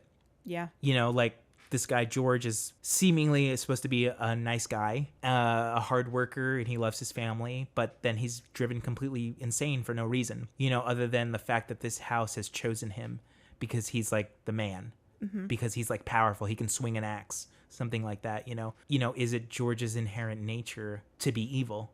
And that man just simply tries to cover up what is already inside him. And some people can cover it up their whole lives, and some people can't. Interesting. All right. Well, I'm looking forward to watching this with you. Okay. It's also a good heckling movie as well. That's why I'm looking forward to it. The 70s just, obviously we didn't live in that decade, but there's just a sort of cheesiness to all those movies because it just represents a different style that we're not used to. There's just a lack of irony. But I guess irony comes with time and distance. I think probably our kids are going to laugh at like some of the stuff that we are consuming pop culturally. Oh, right. Absolutely. They're like, that is so dumb. Right. And of course, like, anything that they watch that, is created in the, the late 2010s or early 2020s will seem cheesy to us too, but then they'll have that fond memory. Like, going back to Ninja Turtles, movie's super cheesy. It's not that great, but I look back on it with a fondness of watching it when I was younger. But I don't think that movie was like made in all in like earnestness. It was sort of just like, here's a fun, dumb thing. Right, but I still think just like the premise itself and just sort of... Yeah, that's true. Like how, at some point I'm sure somebody was like, oh, robots that transform from cars. That's really stupid, and yeah. It's like a real $1 million stupid idea though. Right. Like somebody who was older might not have appreciated that, but like some, like looking back, Transformers is like the premise is like stupid and the characters are stupid, but like as a kid you're like, this is awesome. Yeah. You always look back at it through the vision of how you looked at it when you were a kid, and that sort of still permeates when you're an adult because you're like, yeah, I love that because I loved that when I was a kid, and that really formed the formative years of my life. Yeah. Sort of thing. You always remember it that way. It's but I think that the movie is obviously not like presented in a cheesy way. It's obviously made very straight, but I think because of like hairstyles and just like certain choices that were prevalent in filmmaking in the 70s before we evolved further with filmmaking, look pretty cheesy because we didn't get to experience that. Like any kid that's born now, like the movies that he'll watch, the new movies that he'll watch, like he'll be so like privileged to watch these movies where we've like almost eliminated like all like the mistakes of filmmaking. Yeah. You know, like that's like a pretty crazy thing to live in, where like in the 70s, even though film was already 70 years old at that point, we were still making mistakes and still trying to learn. Like digital effects hadn't even come into it yet. We were still editing, you know, by hand, slicing film together. At some point, people will exist that there will be no mistakes. And that, you know, that's terrifying. Yeah. Well, I mean, like, that's sort of, it's terrifying because of the ways that populations can be manipulated by showing them film that's supposed to be true, but really so easily manipulated in 2018. Well, I mean, it's also easily manipulated in 1979 because people for a long time believed that this story was very true. Well, and also the less sophisticated the technology is, the less people expect of it, so the more easily manipulated they are. I do think it's interesting that Karen, that's the wife, right? Kathy, is very, like, passive in the whole movie, despite the fact that this is her kids and her home. Right. That's kind of, there's probably something there. And Carolyn is, like, a total sham. Yeah. And the only characters that, like, take action are men in the movie. Right. Even though traditionally, like, the home is supposed to be the domain of the woman. Right. And also he's the stepfather, so, like, he's kind of an outsider anyway. Right. I'm sure there's some stuff going on there. Also, it's interesting to think about a blended family anyway, which is, like, such the hallmark of the 70s. Yeah. And if she's Catholic, I also think it's interesting that, like, her ex-husband is never mentioned because a divorce in the Catholic Church in the 70s is, like, kind of a no-no. Yeah, that was a big deal. Yeah. You had to get it annulled, or you could possibly... So, like, I wonder if he died. It's never mentioned, but I was thinking about that's kind of interesting aspect. Right. Do you feel like, based on what we've talked about, that Kathy's character is sort of beholden to the house because she's a woman? She's supposed to be, like, sort of like a homemaker. Like, she can't see sort of the inconsistencies in the home because she's trying to take care of it.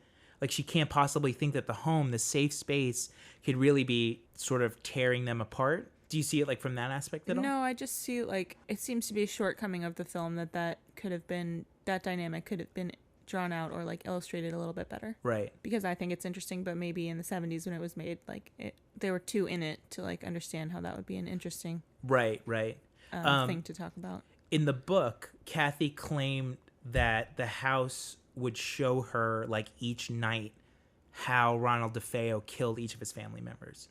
So it's almost like, and they show this a little bit in the movie where she wakes up and she's like, she was shot in the head. Yeah. I mean, they were all shot in the head, though. Doy.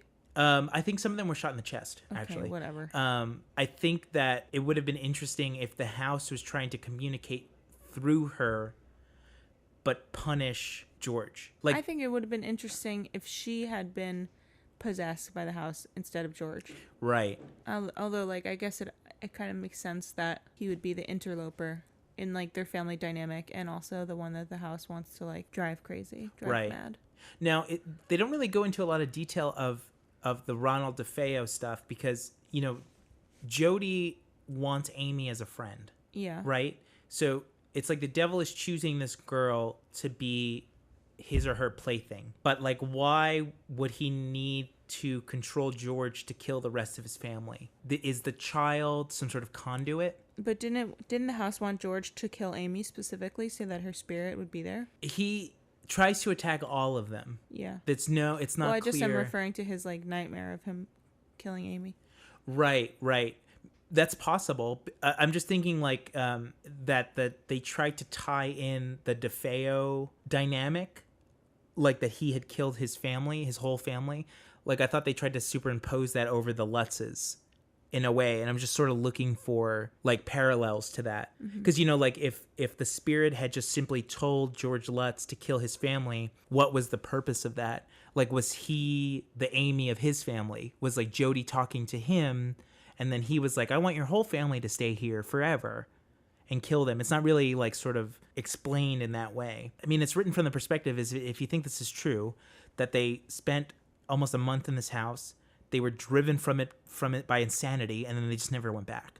Yeah. So, like, there's obviously no closure whatsoever. You're simply just watching a recreation of events. It's also, like, crazy that if it didn't happen, but the facts are they moved in, they moved out a month later, and they're telling people they're haunted, that, like, this idea came to them within a month. Right. It's like, dropping weird. a certain amount and, like, on a down payment for this house simply to run out. I told you this week that idea I had for the recipe that we can pair with this was really good.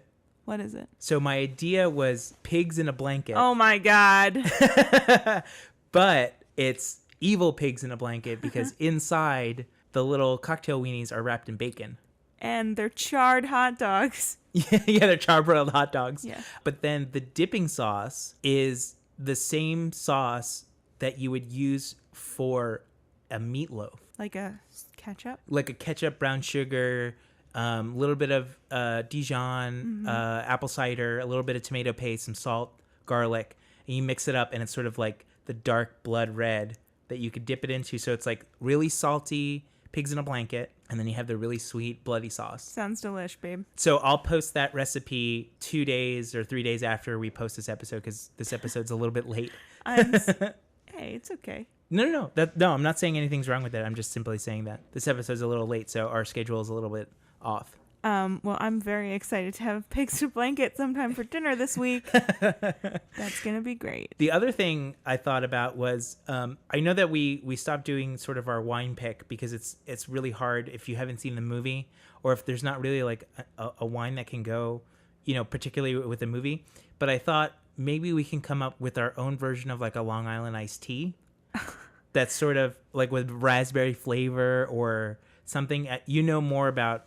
I don't know if you know about Long Island iced teas, but I don't.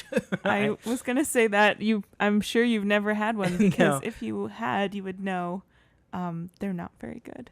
Okay. They're like the kind of drink that you order when you're a teenager. Oh, okay. And Long Island iced tea is like everything in the liquor cabinet plus Coca-Cola. Is it? Yeah. Is there no iced tea in there? The iced tea is like, it's like a euphemism. Gotcha. Okay. It's like brown stuff, white stuff. There's like Coca-Cola, lemon. I don't know if there's an official recipe for a Long Island iced tea. Every place makes it different. It's like the dregs of every bottle. Oh, is it like a suicide? When you like go to the soda fountain and you put a little bit of every drink? Yeah, it's kind of like that. Okay. That was a cute idea, though. So maybe then... But I will not be drinking one. So maybe we can do an actual iced tea, but we'll call it like Amityville iced tea. That's a good idea. And it can be like a raspberry infused iced tea. That's a really good idea. Because I like to make iced tea. Okay. So that'll be... We'll have pigs in a blanket, and we'll have Jody in a blanket. Jody in a blanket and Amityville iced tea. Amityville iced tea. I think that's a good combination. That's a great sounding dinner. Well, I think we're getting better with our recipes. Our cherry cobbler came out very well. I was very happy with that, even though I wasn't happy with the stupid cookie dough. It just didn't... I think it was too hot. It was just hot. That's to make cookie dough. This is everybody's favorite part of the show, where I plug my books. I'm actually very proud to announce the release of my new novel, not the scary one, but a new one called Termination Dust. It's inspired by Jack London novels and the Old West portrayals of Alaska and Canada in the 18 and 1900s. It's available in Kindle and hardcover.